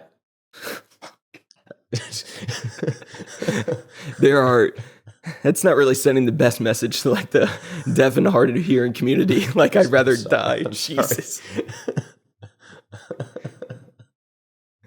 We all have to deal with life, with what it gives us. No, and he does. He's having he's having a hard time with it now, but we see that he comes out okay. He's probably the happiest person when this movie ends. Like, thank God I don't have to. That fucking asshole doesn't have to be in my life anymore. I mean, I suppose. Fake ass dad. I think he's heartbroken by it, but I'm going to Mexico with my wife. Yeah, this is great. Really thinking, wow, what's his name? God damn it. It really shows how good of like a right-hand man or assistant Fletcher is because he kind of always knows what Daniel's talking about. He's going to fill in the gaps here about who they're talking about. But again, the staging, we don't know who he's talking to. Yeah. I love that. And then we're going to cut out a little bit and see it's Fletcher here. But when he hands in the check, it's like the same thing he did when he was handing that Eli's cross. He like doesn't look at him. Yeah, these are all questions. Mm-hmm. Call Barbara.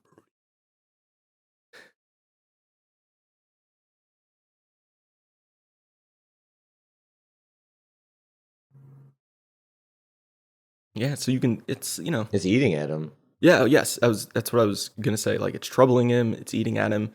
I also love, it says so much about him, so much about Daniel Plainview that the first thing he wants to know when Fletcher gets back is how big is his room? Mm-hmm. That's what's most important. He seems shocked that he's sharing with another boy. He's like, huh? How big is the room? Okay. Well, this shot right here is kind of what, when you were asking, like, what are they going to do with all of it? Well, that's what I meant. Yeah. They were creating, like, little ponds, little pools of it, but then, I guess they fill barrels here, and then, look at all that shit. And he's walked right through it. No, he's not walking through it. He's walking around it. He's walking right through it. No, he's not. He would be covered in He's like shit. Jesus. Oh, Jesus walks through oil now? Yeah. Oh, this is great. These are real slaps. This is a real showdown. This is... I really give a lot of credit to Paul Dano here, because at the end of the day, this is a dude being slapped over and over and having his face, like, in mud, and it couldn't have been a fun day to shoot for him. Look at that standoff. I'd be honored. It hurts to get slapped in the face. Yeah, but get it hurt more almost than a punch, and he just keeps doing it over and over. Boom. Yeah, but by DDL? Yeah, I think that slap would hurt. What do you mean by DDL? Yeah, oh, you mean you would like that he did it? I mean, yeah, there's not too many people who've been slapped by DDL, so fine achievement. Yeah, I like that. That's a good point. There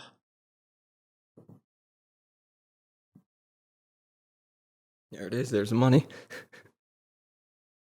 They're both doubling down on everything. Everything.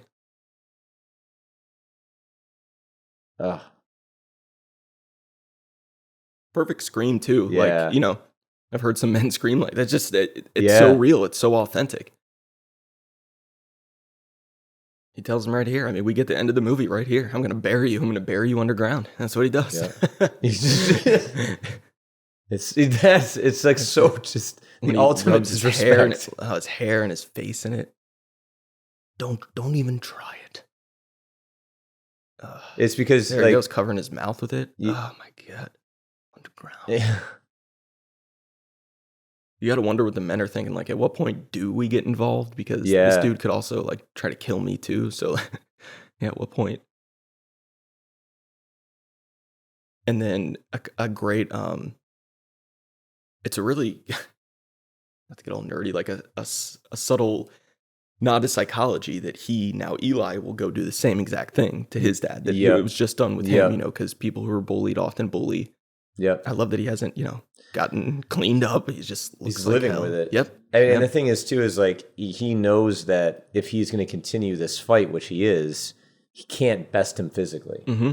Mm-hmm. And there is definitely, in that machismo head, like even if he knows that, and he knows where his strengths are, being proven, it's like, oh wow, he just treated me like that. Right. He got me. So that is not an area I can win on.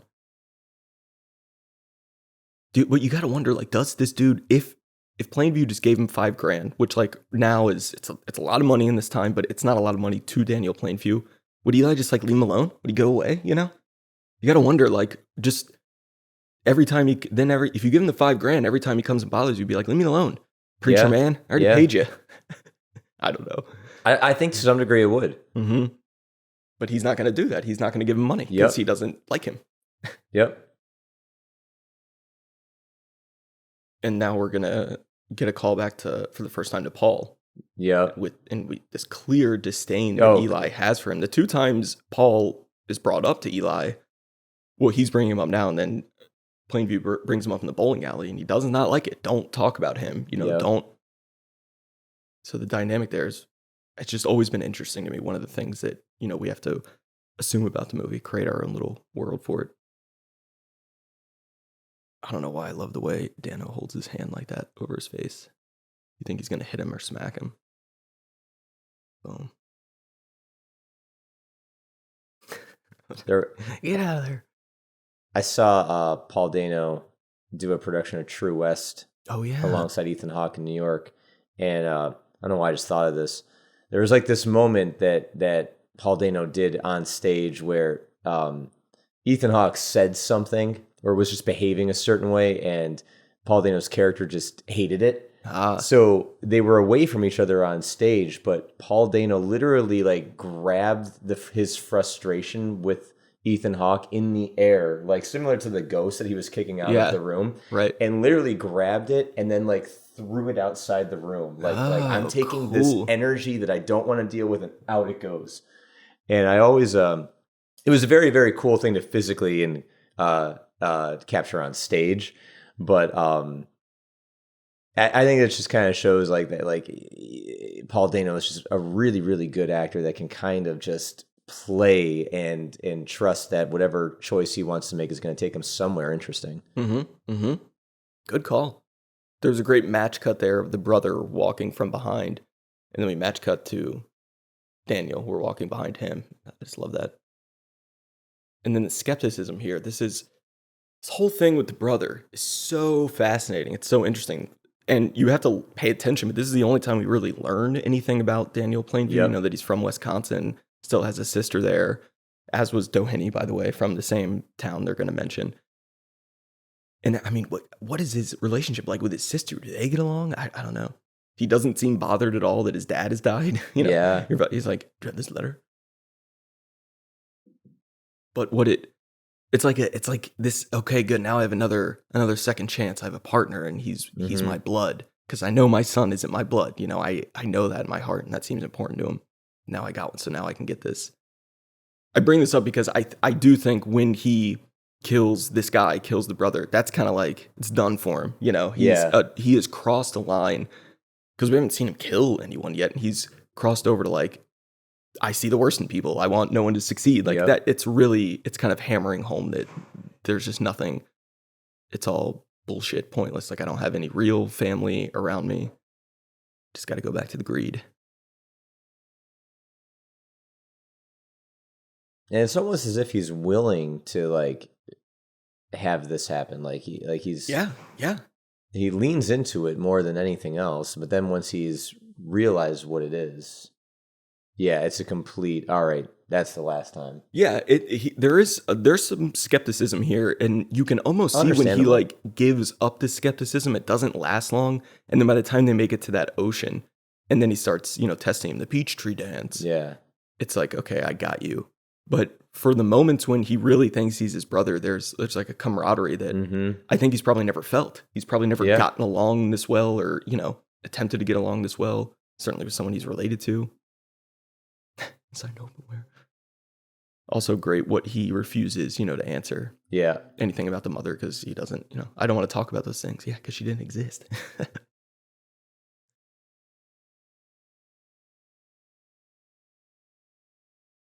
Do you think this guy deserved to die, or was it a bit, over the top? Yeah, take into account the time period. What the hell does that have to do with anything? Well, I mean, it was, people killed each other for reasons back in the day. They do for reasons now, dumb reasons. Well, yeah, dumb reasons, but I mean, it was the Wild West, even though this is the 1900s and everything. So we kind of maybe grew out of that, but yeah, Old West type. No, yeah, but yeah. when that's just it's gotten the better of him, and he's so pissed that like life has let him down this way that he can't. He just boom. I mean, people killed each other over a matter of $80. Yeah, I we're not talking about those murders. So I'm talking about the one in this movie. Do you I think it makes sense for Daniel Plainview to do it. It seems like a harsh overreaction, I'll say, because the dude is dead. That's true. And he buries him underground. Do you know what movie I was referencing when I said that, though? No. Back to the Future 3. 3? Yeah. It's when they're on the Old West. Oh, a matter of $80. Yeah. Yeah. I've seen 3 the least, for sure. Look how much whiskey he just put into that. Like, a ton. For a little kid? You think whiskey and milk is good? Fuck if I know. Well, one way to find I out. haven't had liquor in years, man. I don't drink that. I'm I don't. I'm not a big drinker. Maybe it was a common drink back then because milk was easy to get. It's like goat's milk. Yeah, just drink it. I don't know what the objective here is to like make him pass out, because I feel like someone that small with that much alcohol would pass out, get a good night's rest. Yeah. Oh. That's all we need, a good expensive meal. That's all we need. Oof. This kid's really just down in it too. Yep. Well, I mean, they probably took the whiskey out. Nah. You would hope so. Make it real. This kid is amazing. I mean, we could talk about him. I mean, they just plucked him out. He was an unknown. He had never been in anything. Has not been in anything since. We just have this. Because he's ugly. He's ugly? It goes back to the thing you were talking about earlier about his IMDb picture. I never said he was ugly in the IMDb picture. I think the way he's standing is funny we all in his know face. What you were trying to say. Yeah, I'm trying to say it's weird that there's a Prada in Marfa, Texas. That's what I'm trying to say. You're a lookist. No, you are. No, you are.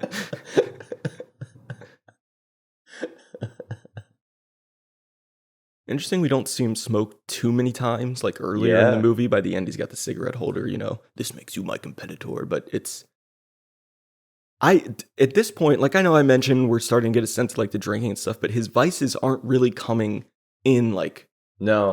I mean, the vice of greed, yes, the anger, yes, but the vices of, tobacco, alcohol, whiskey, whatever. Women certainly is not a factor. Those aren't really coming in yet. I'm trying to remember. I think those really announce themselves more clearly after he kills this dude. And that's, Well, it's I've always kind of felt like PTA, he's got these like descents into madness, as I always like to say. Mm-hmm. And I mean, that's really what this is. Sure. Each little thing just, it more and more and more and more, and it makes the vices worse, which furthers the descent. The costume design, just the way like his shirt is tucked in, Daniel's, I mean, I don't know, and his posture with it. I love how he goes, just be straight with me. If you say you want to stay and you need work, okay. Love that. My brother, I'll take care of you. Well, he puts a lot of stock into that right away. If it's in you, if it's in me, then it's in you. Yeah. He really, that could be maybe a play on the title as well. Like this is the only time he thinks in the movie that he has a blood relative next to him, and I think that it clearly means something for him. And then even the way he speaks about, when we get to that scene about the peach tree and all that, like the way that he speaks about his childhood, there is some fond reminiscence. That's what's so compelling. It's so true. He's like, yeah, get him liquored up, take him to the peach tree dance. He never goes, I don't want to talk about those things in terms of that past, in terms of like the teenage years. There's a prequel for you. God, what the hell is that like? In the late 1800s, young Daniel Plainview. Do you think DDL will ever do another movie? He stuck true pretty well so far.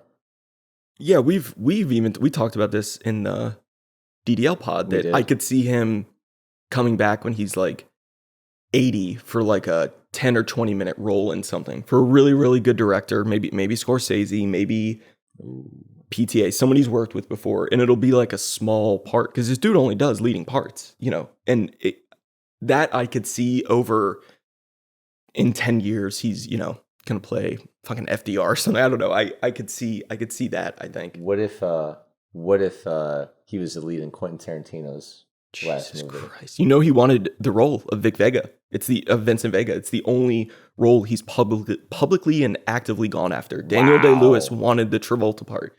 And I believe him and Tarantino met, and Tarantino said, that's already Michael Madsen's part, because that was originally supposed to be Madsen in it. Madsen turned it down to work on Wyatt Earp. Whoa. Yeah, bad. I mean, how'd that go for you? So Travolta was his second choice. He gets it, but imagine DDL as Vincent Vega. Oh my god! But you're blowing my mind. Imagine if they do that. Tarantino's like, this is my last one. We got DDL out of retirement. Yep. Should I be? And then imagine if he had like a lot of humor to him. If it was like an outwardly funny thing, that would be crazy. Because he's funny. He is funny, and that would be a way that we've never seen him, because we've never seen that type of edge that Tarantino just has to his stuff. DDL is always very sophisticated in his, even as unsophisticated as this is, it is. Mm-hmm. And I mean, we haven't been talking about this scene, but this is a very important one in terms of, he has his brother here, so now he can finally talk about this stuff. He feels comfortable doing it, but this is the most insight we get into him, and I think everything he says here is just true. Yeah. I think he does see the worst in people. I don't think he likes much of anyone. I think this is his most honest. Mm-hmm. Mm-hmm. Drunk. Look at the teeth, his stained teeth. Oh, God. I love when he just breaks out into this laugh. It doesn't make sense while he's laughing.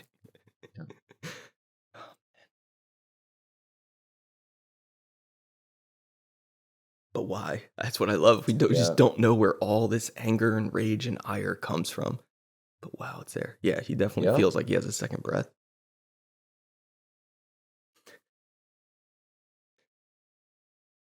But there's some peace. It's like one of the few genuine laughs he does. Yeah. Okay. I also love it. And his brother does not find this funny. Yeah, I think he's probably like, what the hell? Okay, have I gotten? Am I in too deep? Yeah, that's an amazing shot. Knowing that the flame from the match is going to light his face, just seeing that so subtle blue on his back. I love that. Yeah, I don't think Henry knows what to do either. He's kind of like, okay, well, I'm in it, and this is a big fuck you from HW here. Yeah. Screw this guy. Who the hell is it? That used to be my bed, man. What the fuck? It's a big fuck you from HW over here. Lighting him on fire. I'm just gonna set the whole house on fire. Yeah. Daniel Plainview's house is on fire. It's and that was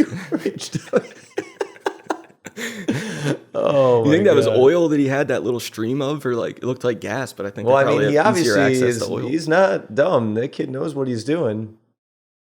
His father, for lack of a better term, is an oil man. The run, and then he stops, and then he like goes into a sprint. I love that. Yeah, and it also shows that like there's so many movies where kids are outrunning adults and that's just not like it wouldn't really happen in real life. The strides that adults have, you just be able to catch up to a kid. But he doesn't hit him, doesn't hurt him, just grabs him. His punishment is going to be getting the fuck out of town. Yeah. I mean, this was the impetus. I think this makes up Daniel's mind. Like, I don't know what to do. And I can't have you blowing up my house. Now he's an active problem. Before he was like he was a genuine, I mean, it made him money. He was a useful addition to the Plainview empire, but now he's causing trouble. And you can't have that because it'll delay things. But I love that they stay with that the whole time as he comes back. And you can just let it all play out. Ooh, it kind of mirrors the shot with the baby, It's kind of reminiscent. They're not all the way in the back of the train like they were there, but it's definitely like a callback. And he's this is not easy for him. No, he's tortured. We see it on his face as he's just like mumbling indiscriminately to himself as he exits a train. I will say, Daniel, you didn't really plan this one right. You should have like parked like not in the direction that the train is going to go so you can see you. It makes for a good shot, but I think I would have parked that a little farther down the street, the dirt road. Yeah. I mean, not even like communicating like this isn't working. I have to send you somewhere, and you will come back. You're not going to San Francisco forever. Like, I don't know how long he's gone, couple months, a year, whatever, but just telling him that. Pretty fucking traumatic to just have your dad like abandon you on a train, and daddy's assistant comes and like pins you down. But see, if you were walking the other direction, Daniel, you wouldn't be faced with this awkward moment. But that's okay. Oh, look at him. Yeah, he's pained. He doesn't like it. I love that. Just the murmuring, the mumbling. This is great. You just feel all of it. Mm-hmm. I've abandoned my child. He means that when he says it. Oh, when he gets yeah, there. yeah. That's the only thing he means there. He doesn't like that he's saying it, obviously. He might be thinking, I'm going to kill this asshole that's making me say this in 20 years or whatever it is. 10 years. Yeah. Oh, yeah, look at that. God, that's terrible. But again, I mean, there were some talks about what do we do, what do we do with HW, but that says more than any word could. Yep. I'm sending him away. This is my guy. He left Tilford. us. He left us. But I'm not going to leave you. But that's not what I'm going to do. Jurassic Park, you got that one, motherfucker. I'm glad we got that. Yeah, I mean, what you're like referencing Half-Baked and Back to the Future 3. Those are deeps. Those are deep cuts. Yeah, I'm going. Oh, I could do you too, son. You're I gonna what? I could go in for some deep cuts too and sit here and try to stump your ass on the There Will Be Blood commentary. If I've offended you, I apologize. I love this guy. That was Mr. Z in Blonde. Yeah, that's right. Yeah. He has a brief role in The Master too. He comes and arrests them. He's the one that takes them to jail before Joaquin like flips out and breaks the toilet and everything. But he shows up. I love how just... So Coyote Hills is what he was talking about in the very beginning. That's paying me $5,000 a week. So he just sold that, which is interesting. It happens very fast. Now they're like, all right, give us Little Boston. Holds up his fingers. He just hates this guy so much. So all that bad shit he's feeling about his kid, he's going to take it on. Yeah. Take it out on this guy. Slit your throat. Jesus. Yeah, what else? His reaction is perfect. He's like, what? Take care of your boy. Oh, wrong thing to say. Look at that. Look at how he like... He's done here. Like, discussions are done. Now he's like, should I slit his throat now, or should I just threaten him? Like, that's kind of what's, playing out. The command over your performance, like he has right there, to like not be reactive, even though like he internalized all that and took his time. Because that's the one thing that he could have said that's like the nail, like not the nail, but the raw wound open. Of course you do.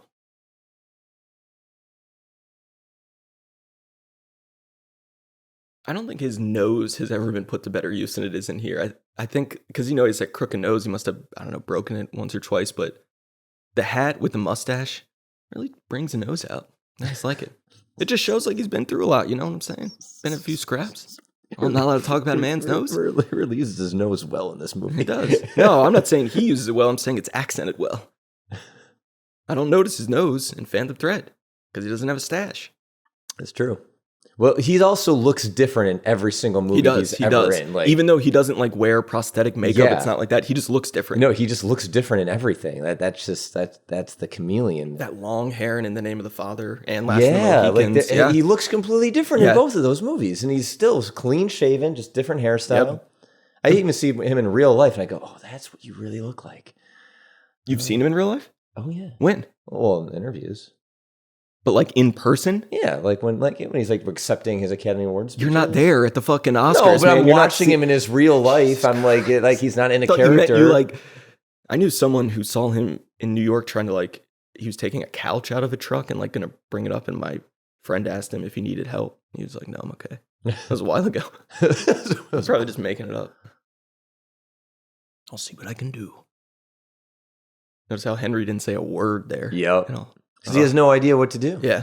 This is great. Don't be thick in front of me, Al. Al didn't do anything wrong, dude. Al's told you twice about the bandy track. Like, he's told you, and you ignored it. And now he just insults him. Yeah.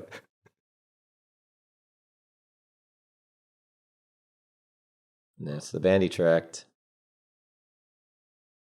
What does he say? He's like, my wife, the tramp. Is that one of the categories in Billy Madison?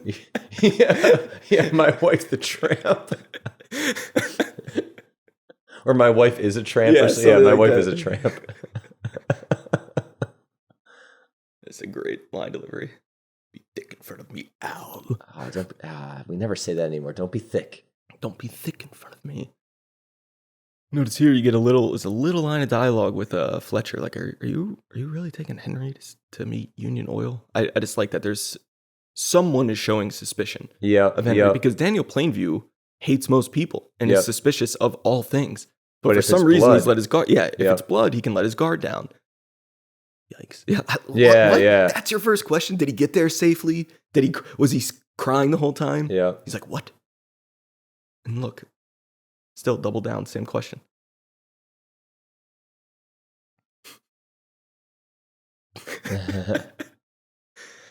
That's great writing, though. That's great character writing. That's what he's asking, because it really just shows you that. Well, it is great writing because it's like if you really kind of forget about the I guess the obviousness of what one would say and think about a little bit deeper, right? Like what would you actually bring up? Mm-hmm. That specificity to yourself, like let's get real. Like what's the most interesting and what's the you just really have to kind of think a little bit deeper when you're a writer about writing a dialogue line like that. Because it says a lot about who that character is. I love that when he goes, I believe I'll talk with him about that, and then he spits. Spitting back in the day, bad thing. Spitting on the land.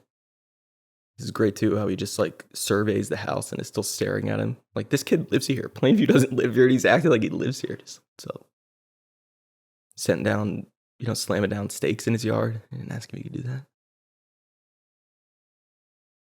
Slamming down stakes. Whatever the hell they're called.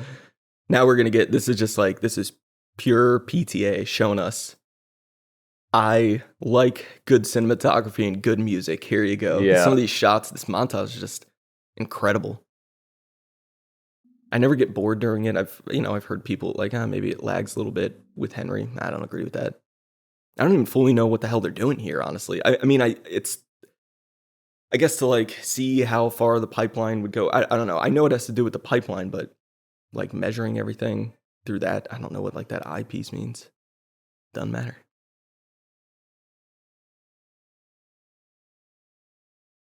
I think he said it was 50 miles to the ocean, I think. So that's what they're doing on this journey here. That's a lot on horseback, That's a lot. That's no joke. I wouldn't do it. Well, you're not an oil man. When you're right, you're not wrong. But if I was, you still wouldn't do it. Then how the hell are you going to make money? That's a good point.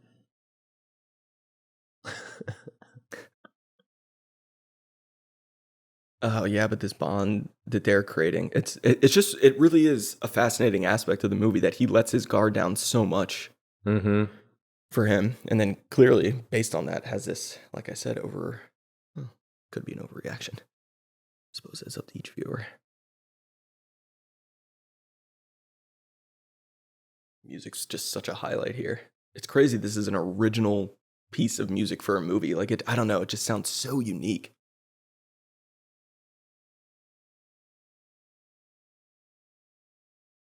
I can only imagine PT in the editing room. He's like working with all this, and he's like, yeah. Oh, that ocean shot. Yeah, he's like, there it is. And just with this music and it all coming together. That's crazy. Yeah, right through the table. Right on the table.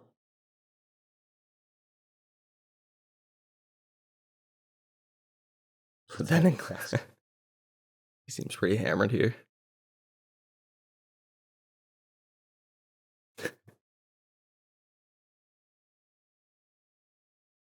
Yeah, but the ocean. Yeah, well, yeah, yes, it is. You made a good call earlier about how he does kind of recall some of these family memories with fondness. There's not a lot of disdain, but he's still kind of. I love that look when the wave just kind of comes up over him and he's really studying him. I know I got your number, buddy. I mean, at some point, like, Henry doesn't seem like the brightest guy anyway, and at some point, dude, you just gotta know, like, the jig is gonna be up because you're not gonna be able to fill in these details.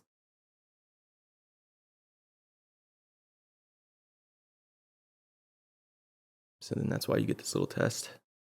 Peachtree Dance. These shots of them on the beach are really cool too. The way they're sitting, like when we cut back. I love that. Oh, so yeah, right there. You wanted to have children. Mm-hmm.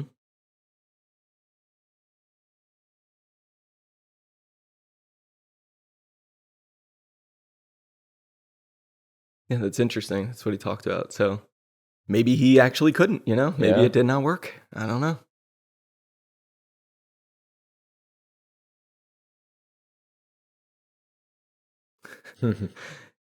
Even right there, he's admitting like the things I used to love and find appreciation, and I just don't anymore.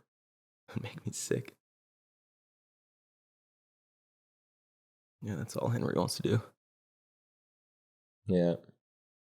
There it is. Kind of interesting that Henry just seems like a little over it in this moment. Like he's not even trying to like. Totally. Oh yeah, right. Huh. Got your number now.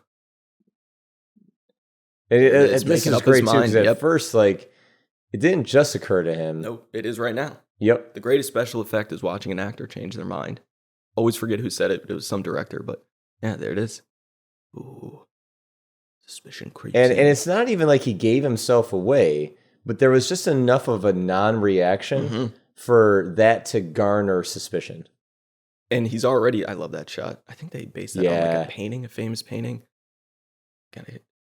Because that's the thing, like like who swims in pants? That must have sucked. I know. It was the time. People did things back then, like those singlets that guys used to wear. Yeah, you see those in like. What a weird thing. Yeah, weird. Well, I mean, I don't think they had a choice. It was either probably this or naked, and that would have been weird for the movie. I mean, The Master kind of gets there with its beach scenes. Oh, that's just so great the way they shot that. This is fantastic composition. This looks like to me it belongs in like a movie from the 40s or something. Just the way it is lit. What we focus on it now,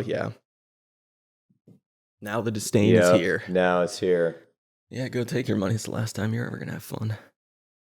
Now, do you think he officially knows right now, or do you think that the fact that this suspicion is up for him so much that, because he's gonna find out? Mm-hmm. Do you where do you think his head's at, in your opinion? I think his head is he's studying him very carefully, and with each passing minute, he's going, "This is not my blood. This is more not and more, or more. Like this things are not adding up. This is not my blood, and I'm going to give this asshole one more chance to prove that he is indeed related to me. And if he fails that chance, in the head the bullet will go." Whoa, Jesus. Well, I'm not doing it. Well, I'm just telling you what he's thinking. That's what I think. All right then. I mean, I think here there is. I think here is probably at 95%, and it's just giving him the benefit of the doubt for that extra 5%. Like, who is this? Don't know him. Boom. And then we see him cry, which he never does. Yeah. See him, he buries him and then he breaks down and cries. It's all very important. Yeah, man, you had to have known that sometimes something like this is going to come down. Maybe you didn't. I can just go. I love how quickly. When he stumbles, he goes, "Who are you?" Ugh. Who are you? Yep. It's good that he comes clean, though. I mean, why even delay it? And then another reason for these tears, he could also be genuinely upset that he did indeed have a brother. And then, he never got to meet him, and he was just there in New Mexico or wherever it was. Yeah. I think that messes with him a lot. Yeah. Because now there's no one left. Daddy's dead. Oh. And that's what gave him the idea. Yep. I mean, you could ask another question, like, could Henry have killed him? Yeah. Could he have killed the brother to try to get this in? Forget how he says he dies tuberculosis, I think. Which, he could just be making up. I don't know. He doesn't seem like a killer. Yeah, that's a good point. You did say he's done a lot of bad stuff. Yeah, I'm just saying that's like a read people could have on it. But I think he's telling the truth here. I think everything is the truth. No, because of how quick he was able to give himself away. Mhm. I feel like this is just all him coming clean. Yep. Right in the head, we get a headshot here. It's like brutal. Oof. Then he digs the grave. Pay attention to how little he cares for the body as he's throwing him in the grave. Like he just doesn't care. It's like waste. It's like trash. So, dude, Oh look my at him. God! Look at God. those eyes. Boom. Boom. Oof. He studies Eli a certain way after he hits him with the bowling pin, you know? He's like kind of studying him. Kind of like a hunter would watch to make sure like the animal they just shot is dying. I don't know. Well, it's a very very good. interesting death right here, considering someone just got shot right in the head. Mm-hmm. He's still moving and alive. Yeah, that's not uncommon, especially for low caliber pistols. If that was like a 22, that, you know, there's been stories of people who've gotten shot in the head with 22s and lived. So there could be a little bit of a struggle, which would have been a bad way to go. 21, 22, whatever it takes. Whatever it takes, Mr. Mom. Yes, let's keep going.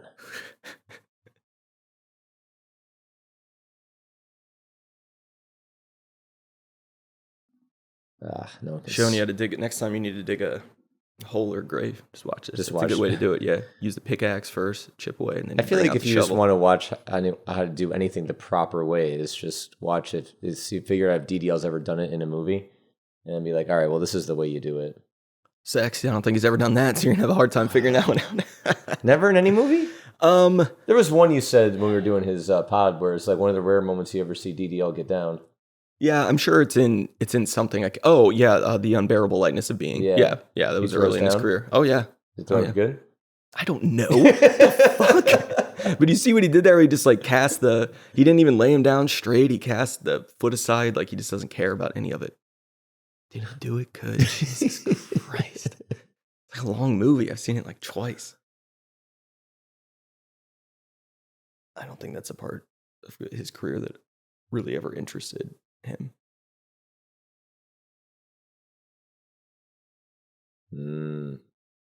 There's a journal, yeah, and this sends him. It's that sends him to tears, not the killing, not anything like that.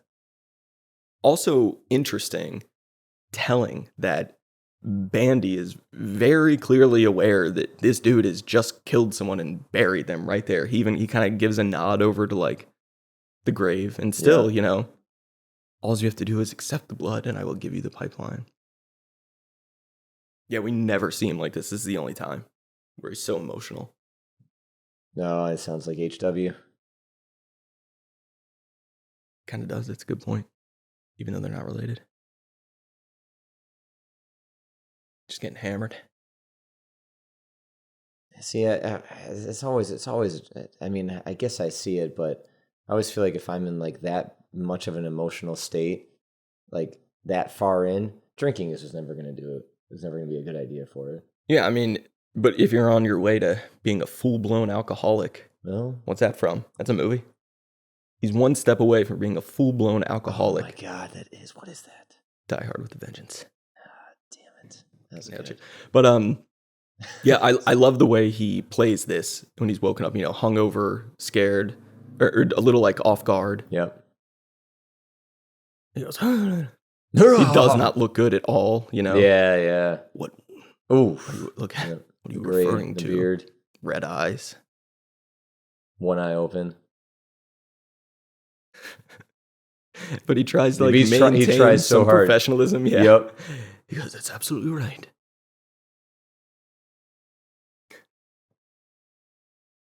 This guy's great face. Look at that.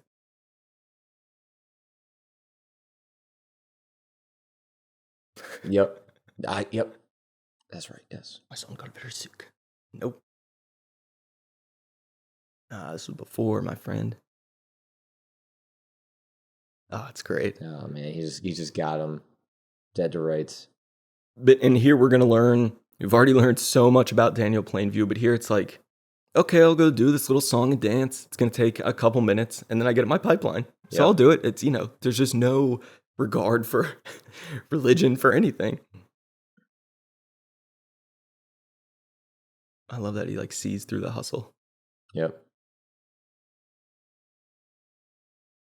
I think it's so interesting that I believe is aware that, like, there's a recent grave, like, right next to him. Oh, I remember people kind of laughing every time I saw this in the theater. Like, there was a little chuckle because that's the worst thing he wants to it's the hear. worst Like, thing. There's nothing worse than that. I have been. My son There of it drilling. is. Of the third. His face. Oh my God.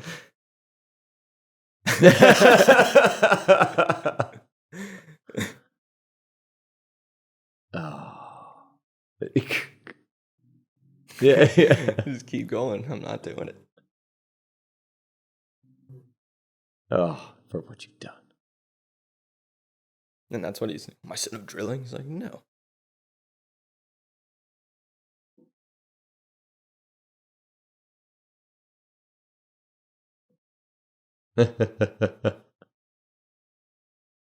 Oh, and what a great scene this is. It's like the Oscar clip scene coming up. Yeah. Of course, Abandon My Child. It's interesting that he was able to take the gun off him, while he was sleeping. And it's interesting that, like, you're willing to wipe away a murder. Like, Yeah. you can all be forgiven. That's But all, I just get know you baptized. just killed this guy. But just go to the Church of the Third Revelation and it'll all be okay. That's all you got to do. That's it. And you can't Wash argue away with your that too if sins. you're him too. You're like, well, I mean, he literally Fuck. has me dead to rights Yep. here. Like, this could be bad. So, all right, I'll just go do this. Whatever. what a day. Yeah. What a day this is going to be. I would hope it wasn't the same day. He needs to work off that hangover, sleep it off. He definitely looks better, clean shaven in the church and everything. I love that. Just holding on that. And his voiceover coming out. Because it's so perfect. It's a perfect way. Eli's happier than that pig and shit. Oh, here. yeah, This is it. He gets his payback. Yep.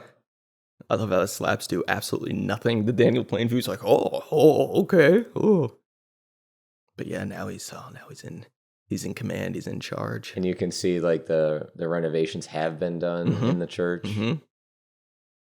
With no help from Mr. Plainview there. No thanks to Daniel Plainview. I love that, how he just doesn't. He's like so spaced out. I'll ask again. Yep. Like, he's so happy. Oh yeah, he's perfect. Like, he's got a little swarm here too. I love it. Yes. And the liveries that he takes throughout it too. Oh God, this scene's just so good. What do you think a backslider is? I will never backslide. Oh, a backslider? Mm-hmm. That's like somebody who basically goes back on what they say, like That makes sense.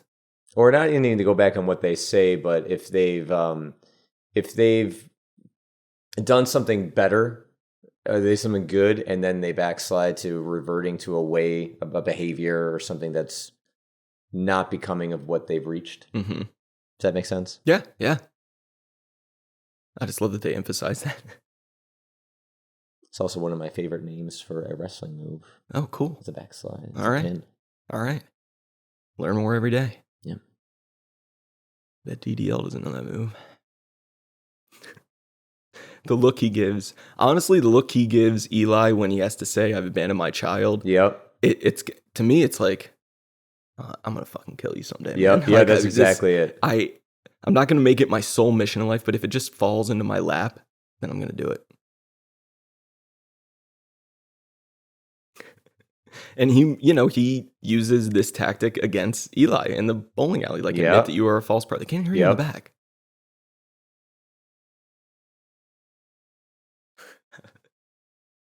Here it comes.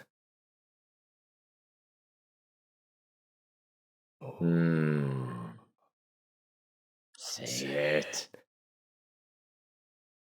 Yeah, he means this too. It's not easy. Look at these veins in his forehead. Jesus. It's my name. Wrong movie. Yeah.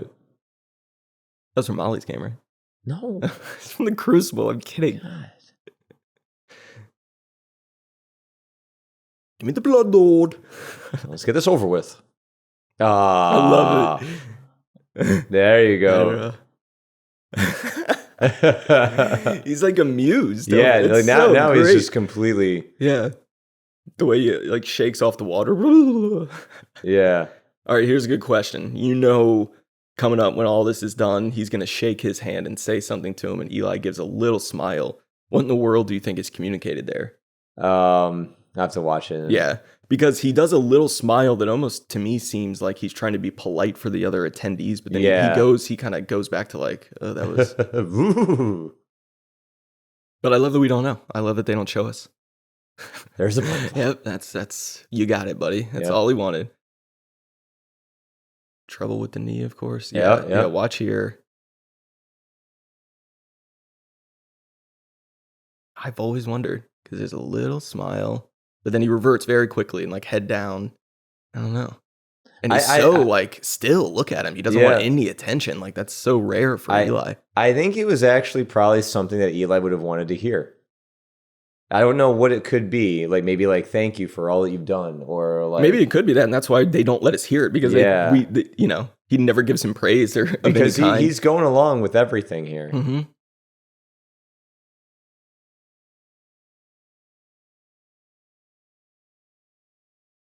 That's enough now. It's enough praise for this man. And I love the way Mary just comes up behind him. I think he really cares about her, you know? I've always thought that. Well, he seems to have he has an allowance or a toleration for children.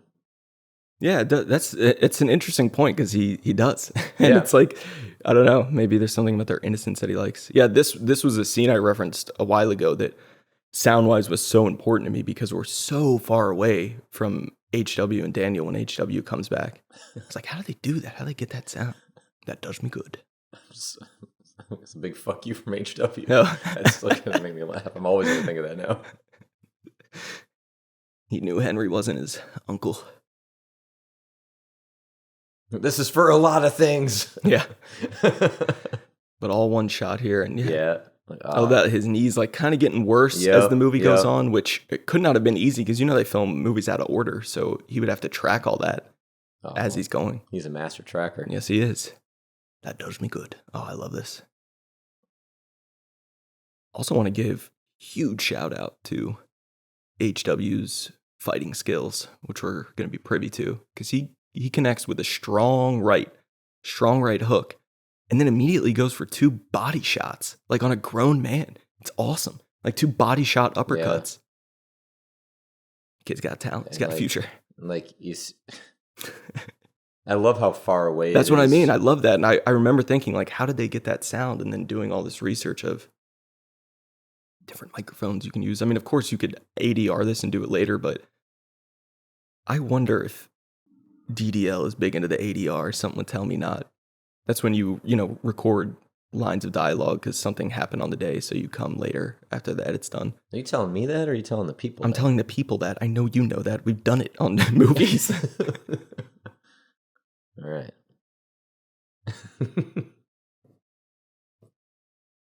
Yep, now that's all he cares about. It's a pipeline. Get to share it with you, son. Yep. This is ours. It always has been. But this has all been one shot, too. Like, since we got into this, it's all been one shot. It's incredible. So, like, bright and desaturated. The color palette is really, really cool in this. Because sometimes it can be a little more colorful, but you just feel like the heat and the white. All right, watch this. Boom. It's going to get a right hook and then 2 body shots. I mean, I don't think they're pretty effective. Yeah. Oh, God. I love you, son. It's the only time he says it. Watch this. Decent hit. Body. Then go for the face again. He got a little combination. Got a 4 combination. Yeah, he's proving his point. That's it. That was you. I'll give you that one. Yep. I'll give you those. That's cool. But then, how long do you think he was gone? Well, they stopped giving years. Yeah, they give years when we get to Little Boston in 1911, I believe, and then it's 1922 when they're getting married. But if we're going by the timeline that the movie is giving us, this must all be within the year. The whole movie? No. Well, everything that's been going on. Why? Because the movie is very specific about the timeline of when things are happening. And because we have not really moved on from 1911, they've not given us another year. I see what you're saying. So you're saying he's basically, once we're introduced to a new year, he's keeping a tight narrative from there, and just, okay, I can feel that.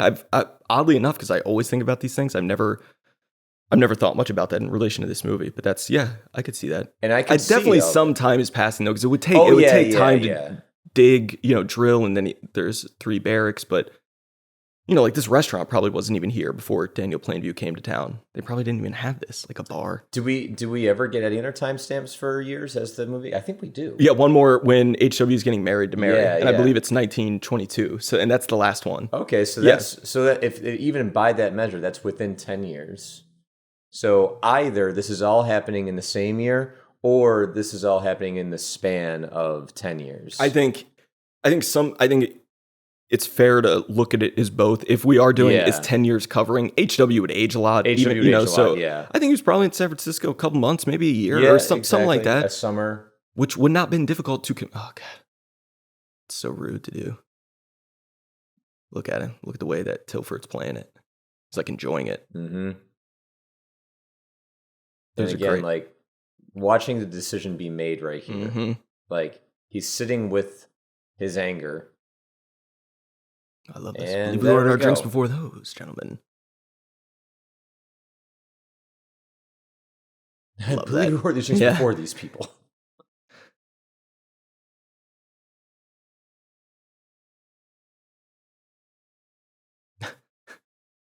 Yeah, the napkin over the head is, oh, God. I also enjoy how he seems to be... I love the paper. I'm sorry to cut you off. No. Yeah, the paper in the foreground. Yeah, it's perfect. Because it's like connecting us to that table. Yep. It's like this is where he's going to go. So, yeah, see, like he's muttering to himself.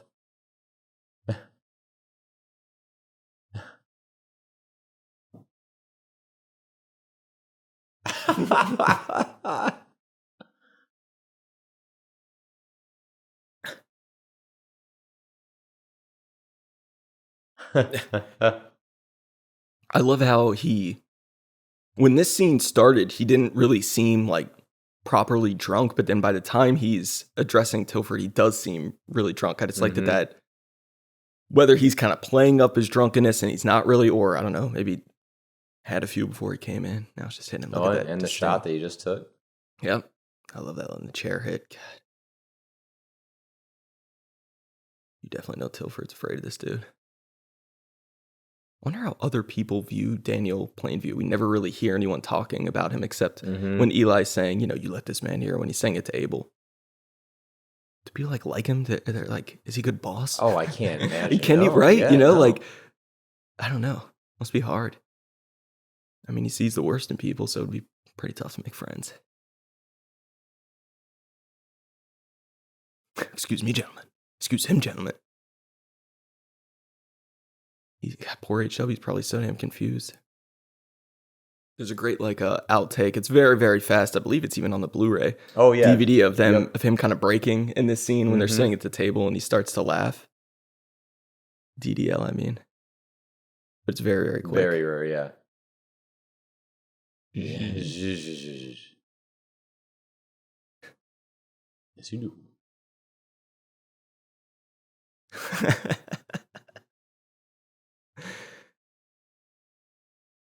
Do what I was going to do. Loves this. He takes their drink.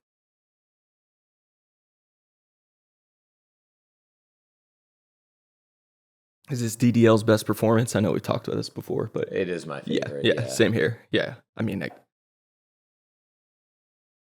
thank God. I mean, I remember the Oscars very well this year. No one else was ever mentioned. It was just going to be him. It was going to be his second Oscar, and it was great. The shame was that the Oscar narrative became all about Daniel Day-Lewis, and this movie was not seriously in the running for picture, director, or screenplay. I can tell you all that now, honestly. It just wasn't. It was always going to be No Country and the Coens. And that's, we've litigated this so much. It would have been great if There Will Be Blood could get one of them. Yeah, this performance goes down. It's in my top 5. Yeah, it's so every good. Performance I've ever seen. Any performance I've ever seen, rather. His embodiment of it. And then this is a great little final look. He seems almost like, wow, he's leaving. Okay. Yeah, like there's That's- there's a little bit of like, all right, No well, more big challenge. all right. All right. I guess that was that. All I needed to do was take that blood. He's going on a mission. And the thing is, though, like, he's not happy. I don't think he's ever happy. No, he's we've never seen him happy, laugh. but- He's happy at the prospect of being rich. Like he's happy when he finds that oil with HW. He's Yep. happy when the well bursts. Like all that stuff. Happy building the pipeline. But Maybe- it's all leading. It's all fueling his greed. Maybe that shot right there is finally like the sunlight on your face. Well, that's one of my favorite shots of Yep. the movie. Just him. I don't know, the way that's composed and the lighting is really strong. Like maybe I finally crossed to the other side where the things are actually going to get good. And they don't. Or at least I don't know. Who knows what happens in the subsequent time between. Yep. I love this so much, just watching Mary trying to learn. It's a great hard cut too, when they're just playing and jumping off that little porch, and then we just cut right to her hands as an adult. I love it.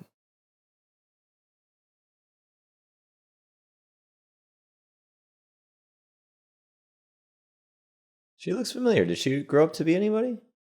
Like I could. I'm see. sure she grew up to be someone, like a human being. I don't know if she still acts.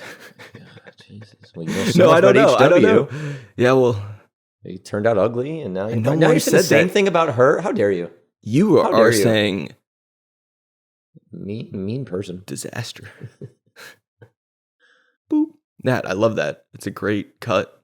He's crossfaded a lot of times in the movie, and that was just a nice hard cut. It looks, And then, that's a perfect like actor. and also, like I remember seeing this for the first time and going, "Oh, whoa, we This jumped is like how we 11, jump time. 10, 11 years. Like, okay, what the hell? Oh, Yeah, 27. I was wrong. So 27, it's okay. 27. Okay.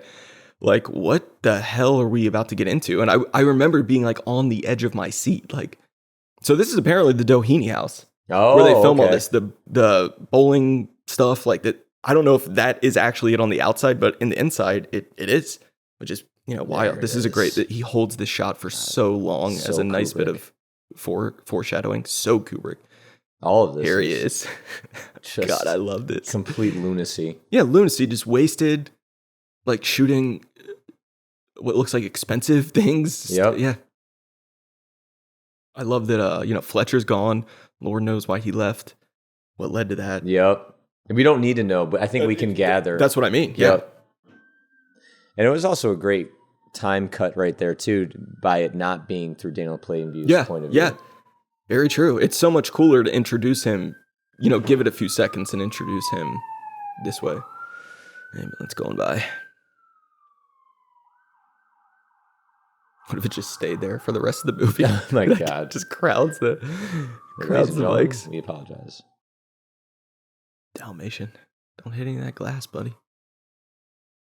Imagine the dog being like, oh God, my person is just a fucking psychopath. Yeah. The old guy who helps out, he's nice, but yeah, he's a complete loon. And this is what was it all about? What was it all for? You got the money. I imagine you're richer than hell. Maybe this is similar to like that house he was describing, with it to his brother, quote unquote. And what's even crazier about all of this is like based off of what we saw before the time cut is like it looked like things were actually going pretty well between HW and Plainview. Like he was back with them, learning. Like it seemed like he had. They almost cut out when things are like starting to get a little good. Like his enemy's leaving, his son's back, the sun on the sun on the face, sun on the face. It's all HW's getting shacked up with Mary there. Like things are going well, and of course we can't see that because it's I don't know what the hell you would call this. A PTA movie, psychotic tragedy of some it's sort. A psychotic tragedy. And that was the shot that made us realize there's another person in the room. So it's back to that kind of like the revealing. The blues and the yellows in this. He's really good about having two colors on screen often. Like there'll be some yellow or blue usually in each frame. Oh, God, he's so mean here. My God, like what happened in between this?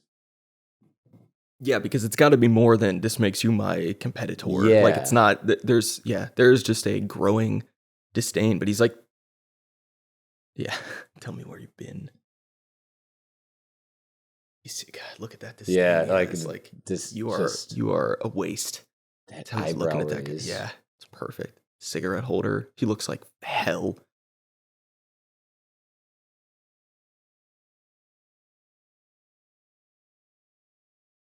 This poor translator, like, God, this Yeah. be put in such a tough position. He has to translate this really nasty stuff between father and son. All because daddy here won't learn sign language. Yeah, refused. He's clearly never committed any time at all to learning it.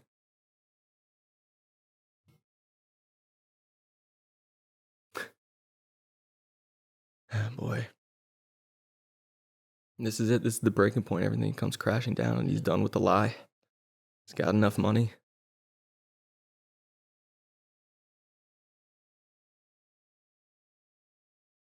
It's interesting that he, followed in Daniel's footsteps doing drilling. Well, it's the only thing he ever knew. Right.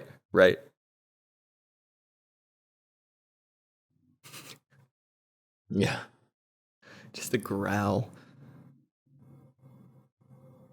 Oh, God. It's pure evil in the eye.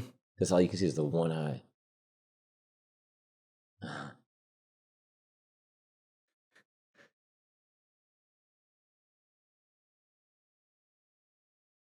Oof. And that's it. Once you're going to try to Yeah. go up against me, I'm going to throw the truth in your face. Almost what's even like sadder is how the HW says like, good. Like this makes me, I'm so glad that I'm not, related to you. Ugh.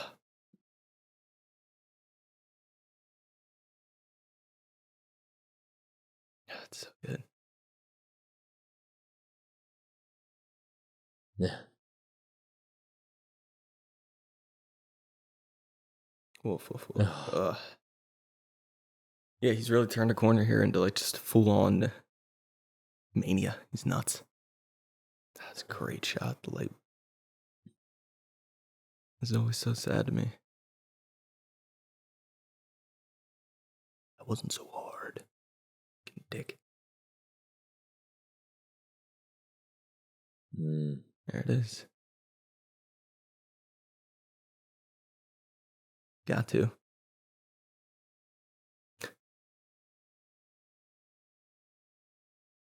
Oh, my God. Yep. You're killing the business, hurting me, so. Yep.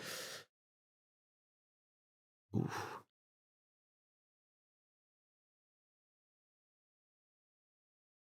There it is. The hammer's thrown down. But just in seeing this actor receive this information, like imagine this. This is all like putting it all together. And then landing on good. This is good news to me. Did you ever hear that word? Poor translator. Anything to say about this scene? Kind of just watching. Yeah, I'm sorry. I got so caught up in it. Like, Yeah. It's just, it's devastating. There's back to this blood thing. Like Daniel Plainview, you can know someone if you're not related to them. Like it's okay. But nope. But the thing is, like, but it also gives a little truth. Like he's not a basket because like he had the father. Like his father just died. Right. So and this he's not is just explaining a very, any of that. Yeah. very mean euphemism. Right. I mean, he's just throwing it right in his face. You were just a sweet face to buy land. Ooh.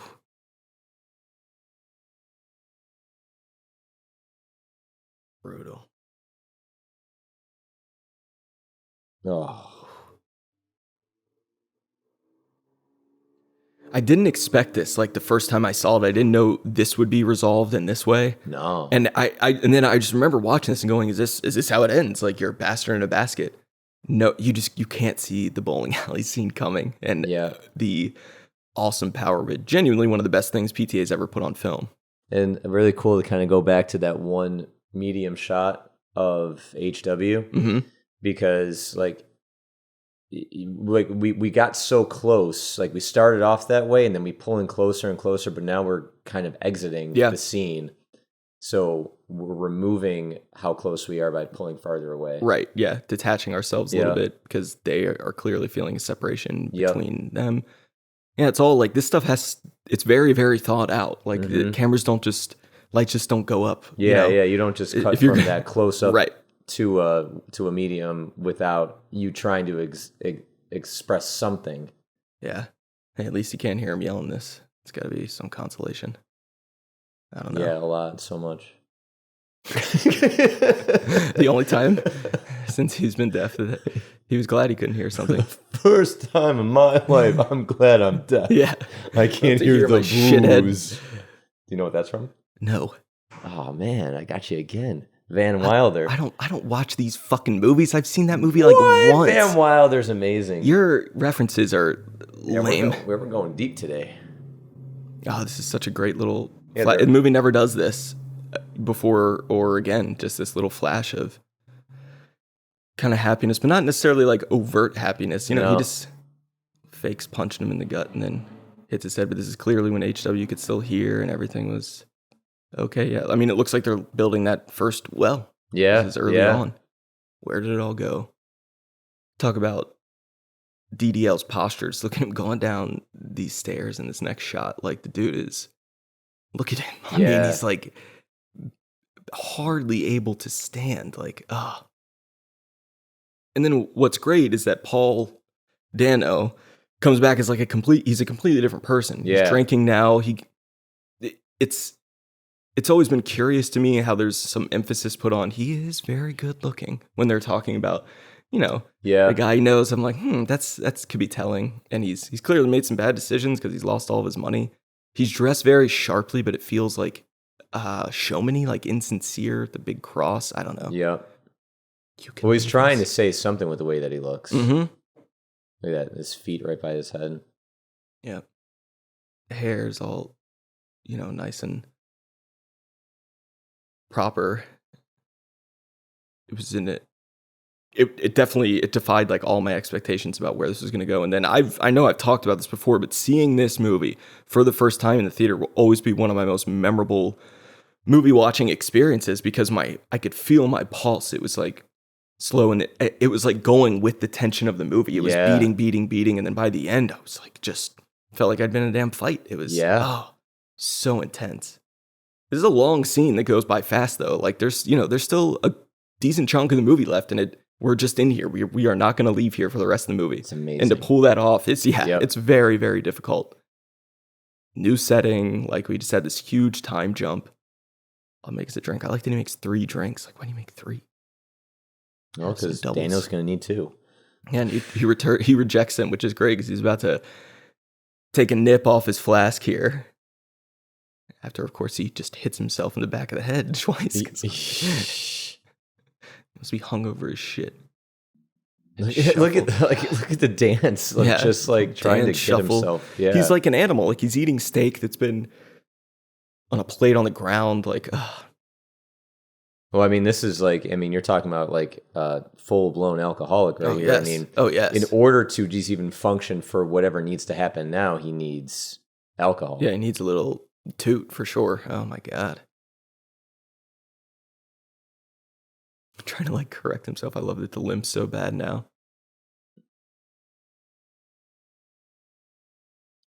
And like you think about too, like where did he have to get to fall asleep in the middle of a bowling alley? Yeah, when we see him going down the stairs, that's leading to the bowling alley. Yeah. But then like who makes that decision? Like I'm just gonna go here, like in the middle of lanes, like over the gutter. I'm just gonna lay my body. Exactly. Like when you're PTA, it's sort of like, all right, well, we know that he passes out, but where is he gonna pass out? In the middle of the bowling alley. Why the middle? Why not? Well, and that's it's kind of hinting we're gonna be there. We're gonna go up and down. Like, just chugs this full water. And we're gonna go up and down that bowling alley. Those lanes. So what we're about to see begs the question, like, does he actually have this firm commitment and faith in God if he's willing to betray his God with words so easily at the hint of money? I don't know. It doesn't seem like a very moral thing to do or a religious thing to do. No, it's a great question. I never question his faith, Mm-hmm. but when you're backed up against a corner, I mean, that's how I always took it.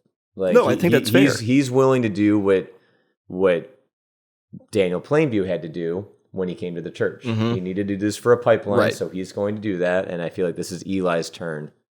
I'll say whatever you say, because you can see how he doesn't want to. He says, like, tell me you're a false prophet and God is a superstition. Yeah, and it takes him, he has to like build it up and Yep. build it up. Yeah. Yep. Just like I abandoned my child. Yeah, Yep. it's.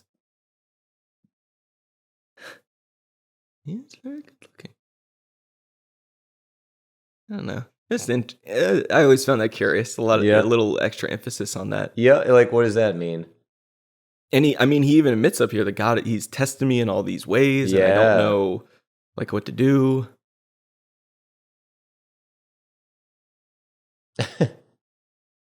Plainview doesn't give a shit about any of it, too. He's just thinking about how to, how can I embarrass him? How can I demean him? Enjoy this meal while you need something from me. That's right. That's right.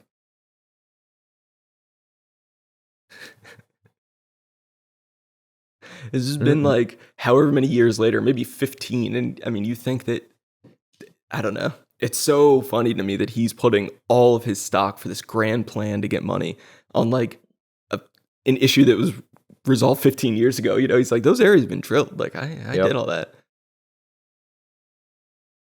Duh. It's like, no, you don't. And have been. And then here's that's the kicker, and the God's a superstition. Looks like the drink.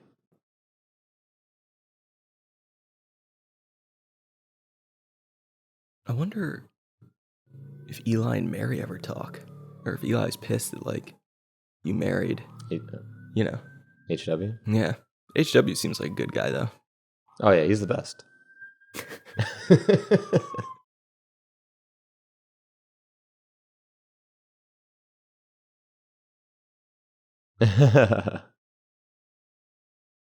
You gotta wonder, like, is he thinking murder right now? Is he thinking I'm gonna do it? I don't know. Or is it just, I love that, that's only fair. I think he's just enjoying it. Yeah. He's like relishing in it. And then what gets him, he builds up his anger, you know, don't bully me. And then it's on. Yeah.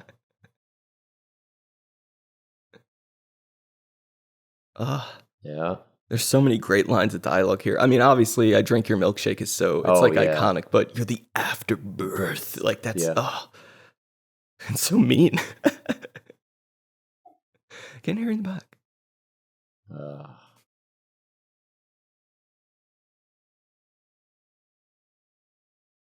Yep, takes that drink.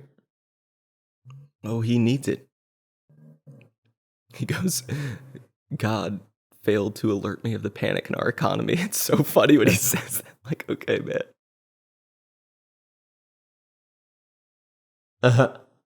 I mean, his line of those areas have been drilled, that just like hammers home in the defeat on Eli's face. Oh.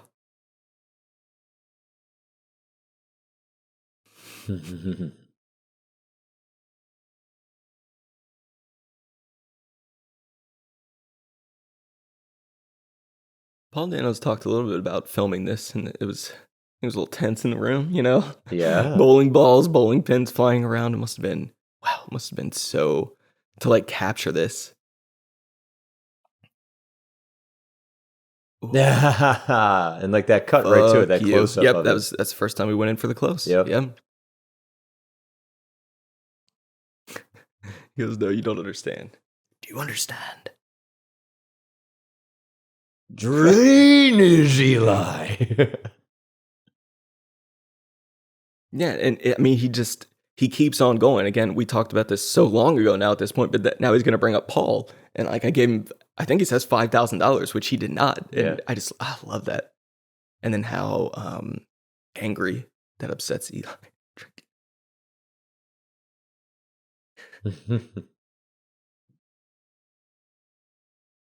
You can sit down.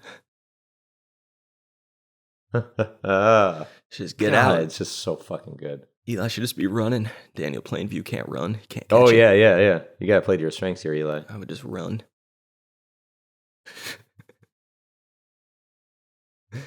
He'd probably let him at this point. Well, I mean, he wouldn't be able to do anything about it. Yeah. You know, he's not going to be able to catch it if And he he's just like, ran yeah, and yep, went I've up the got everything I need stairs. to get from you. So devastated. I can't believe you made me say that.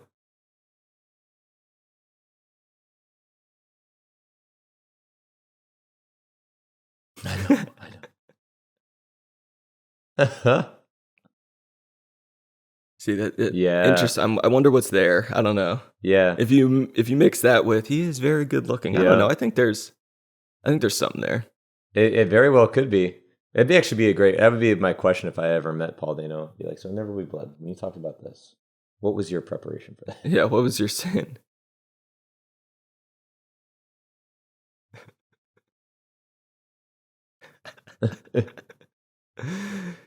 I love that. If there's one thing Daniel Plainview hates, it's a sniveling ass. Yep. Crying, sniveling ass. I won't bore you. God.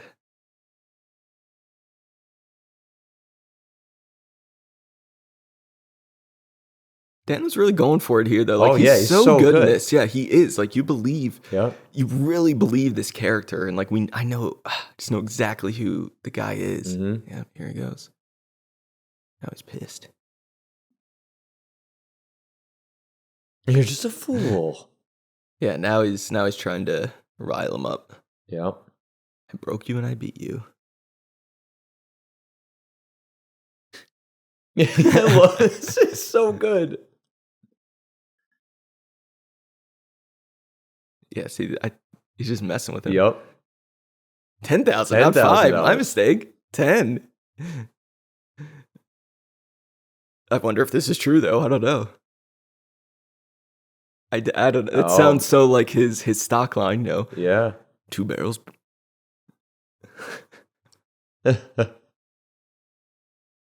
Afterbirth. Oh, boy. Oh, God. It's just such good fucking dialogue. It totally is in the way he decides to lose it over certain words, you know, the drainage. He plays with the language so well. Yeah. Someone a bandy sows.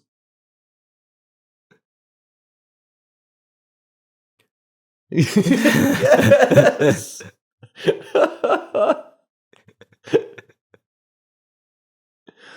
God, they had to have, I don't know, at some point, at what point did they know, like, that we have, like, we're making an iconic scene with iconic, you know, like, at what point do you realize that and you just look at it?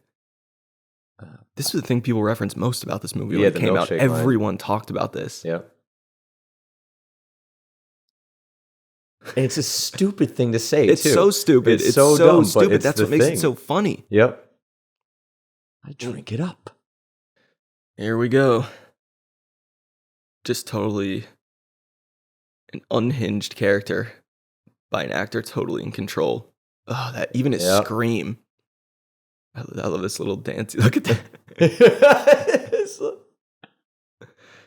Oh boy, yeah. I am the thing. I wonder if he planned to hit the bucket to go on the camera, or if it was just a. Oh, good I luck. think it had to be luck. You can't. I don't think you could probably plan for something this good. Bam. Yeah. Maybe DDL's an expert bowler. He practiced for like 2 years to get that. Look at him, God, and these low angles. I love of him, and he's always kept to like the side. Maybe that's when he says to him in the church. He said, "I told you I would eat you."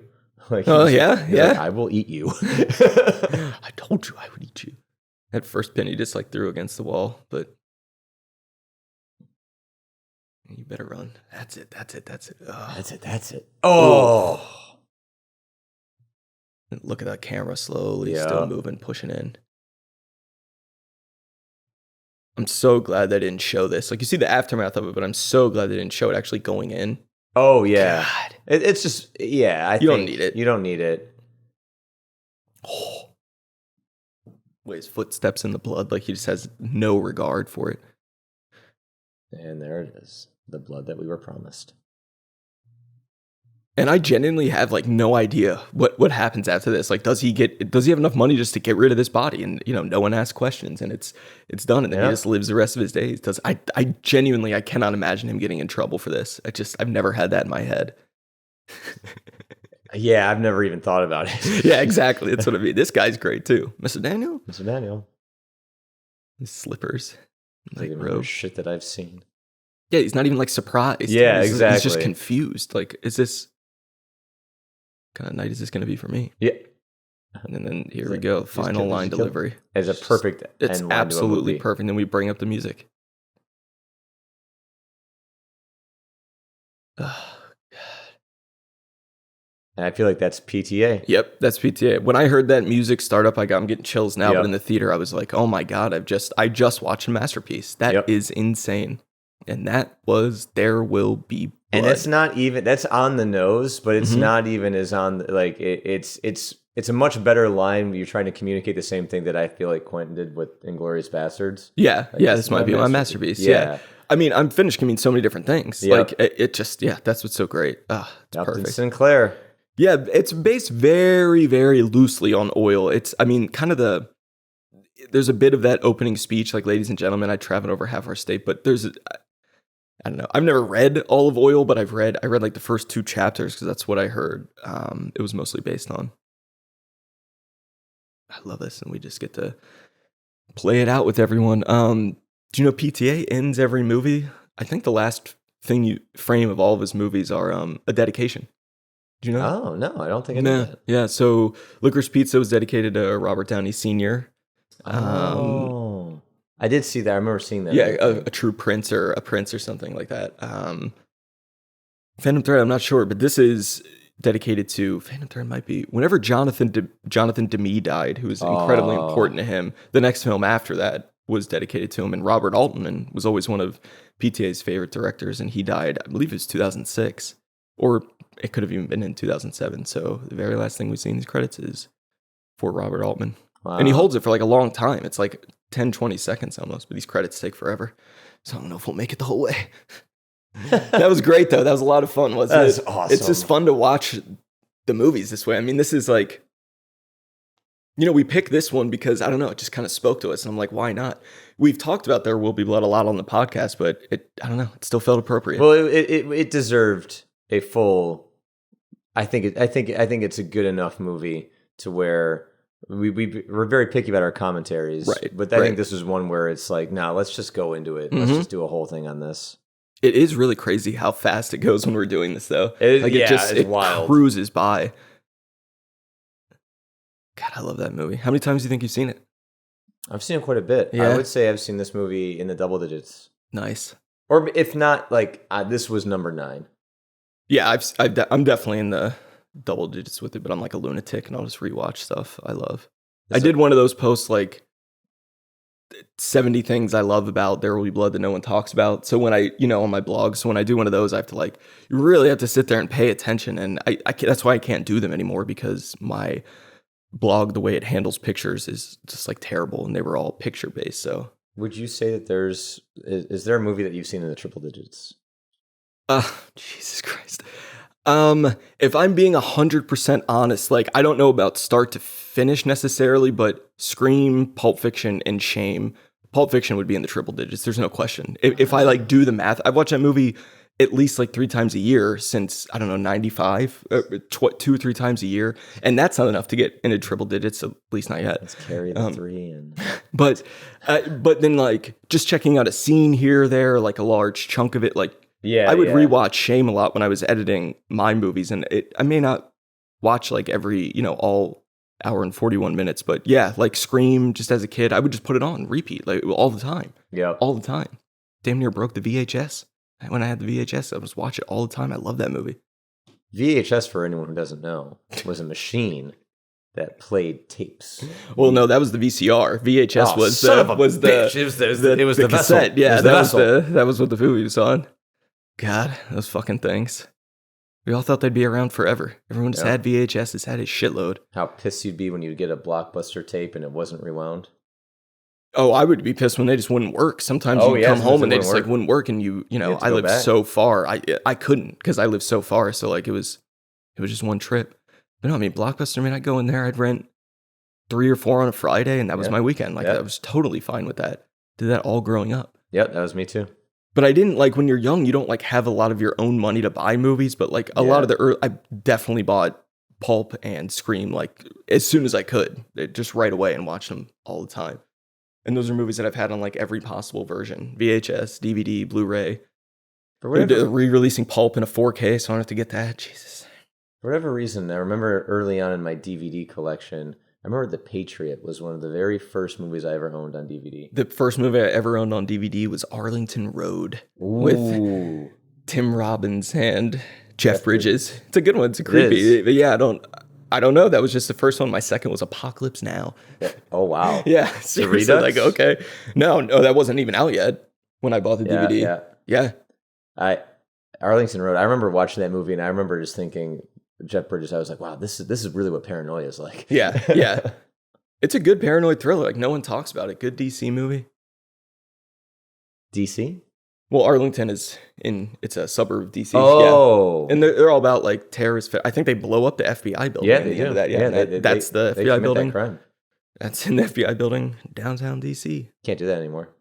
Blow up buildings? No. Well, you shouldn't. You shouldn't attempt it. It doesn't go well. In movies, like I don't think you could blow up something like you probably could. They do that shit in like The Gray, man. They blow up big things all the time. People still do it. I don't know. Just stop yelling at me. Oh no, I'm not. Yeah, I wasn't yelling at you. I'm pissed at like the thing that like it can still happen in these like bad movies. Yeah, see, they're crediting Jonny Greenwood as having like he did other. That is the one. So that's Avro Part. I don't know. Of course, I didn't say that, so I don't think it's Brahms. Maybe it is Brahms. There's a power in the blood.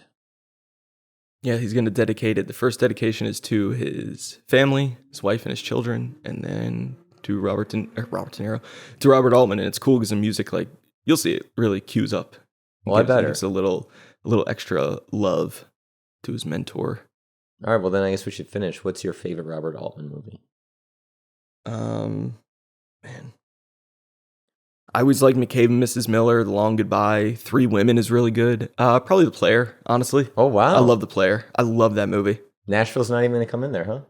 I like Nashville. Nashville is a choice to put Nashville on. Like that thing, no one else could have made that but him. It's so long. There's no plot. And I've only seen it once, which probably isn't fair. Yeah. But yeah, I've only seen it once.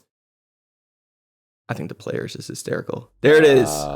Thank you, everyone, for listening and happy watching. Maybe you watch along with us, and we appreciate it. Bye-bye now.